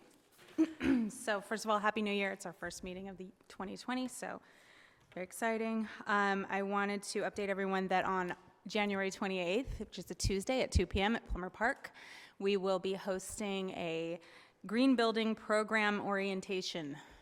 So that is something that the community members can come to and learn about the green building program update that just happened. We'll go through our history of what we did, what the update means, and what our next steps are in the future. There are a lot of resources available to for the green building program, the green building manual, and a lot of good information. If you want to reach out, the sustainability planner would be happy to help. She is Robin Eason. She's available at REASON, that's reason, at weho.org. And so she'd be more than happy to share those materials with the commission or the community. Coming up, since our director was not here this evening, I will update you on City Council agenda coming up. On February 3rd, the council will be hearing the appeal of the preschool in San Vicente. So that is, that's coming before them at that point. Your next meeting on February 6th, it looks like we're going to be hearing an extension request on 8950 Santa Monica. That is an extension request that came in a number of years ago, and we are looking to recommend denial of the request. You'll get all of that information coming up in the next agenda. And then also a ZTA regarding short-term rental regulations update. And I just wanted to update really quick in response to Commissioner Erickson. We can't really speak to the log cabin at this point. The City of West Hollywood and the City of Beverly Hills have been examining the situation, and we'll keep you posted as much as we possibly can. Yeah, I think there'll be an update by the next meeting, so just be It's ready. possible. We'll let you know. Thanks. So when I ask you, I'm like, oh yeah, we have this prepared. Thank you. Do we have any public comments at this time, David? We do. We have one. Steve Martin. Great, thank you. Steve Martin, West Hollywood. And yes, we're all chanting for the log cabin. We don't want to lose that resource and a place that so many people call their second home. As you saw in the papers, SB 50 is back, and you know it's such a mixed bag because West Hollywood is in a housing crisis, but it's a housing crisis that's unique. The people who've lived here, many of them from the time of the founding of the city, a couple of them you saw tonight, these are the people that are the targets. These are the people that are really trying to hang on. And, you know, it's not just an issue of demolition of rent-controlled buildings. It's an issue of systematic harassment of long-term tenants and a real lack of a safety net for people. It's also an issue of, even though we have rent control, I've got a number of friends who are really pushing the upper limit of what they can pay for rent because they've lived here for 25 or 30 years. And we're really not addressing those issues in ways that are meaningful to the generation that actually created this city. Now, one thing that I read Sunday in the LA Times about SB 50 is that they really haven't made mandatory requirements for actual construction of affordable housing on site, inclusionary units. And there was some discussion of possibly paying in lieu fees. But we really, if our lobbyist is working on this, one of the things we need to require for other cities is that they actually build affordable housing on site, because otherwise those units just never get built. And housing's a challenge for everybody, but we just want to make sure that these good ideas coming down, or these well-intentioned ideas coming down from Sacramento, don't hit us in a way that really hurt the people that need it the most here in West Hollywood. So anyway, thank you, and you guys, that was a very good meeting, and most everybody seemed to leave happy, which is a really unusual situation. Yeah. So congratulations, you guys. Thank you. Thank you. Items from the commissioner. Any commissioner comments? No? Just a quick one. Jennifer, I didn't mention it earlier, but page numbers are really helpful on staff reports. So if we could just do some extra proofreading. Thank you. There were no page numbers. Okay. Subcommittee management. Do we have anything to note over the next month? No? Chair, I just want to let you know for the design review subcommittee what's coming up to the next meeting. So that is 8954 Santa Monica Boulevard. It's the Hamburger Haven site, the redevelopment of that site. The birdcage. On January 23rd. Yep. With that, I will adjourn this meeting until our next meeting, which is scheduled for 6:30, Thursday, February 6, 2020, here in council chambers. Thank you.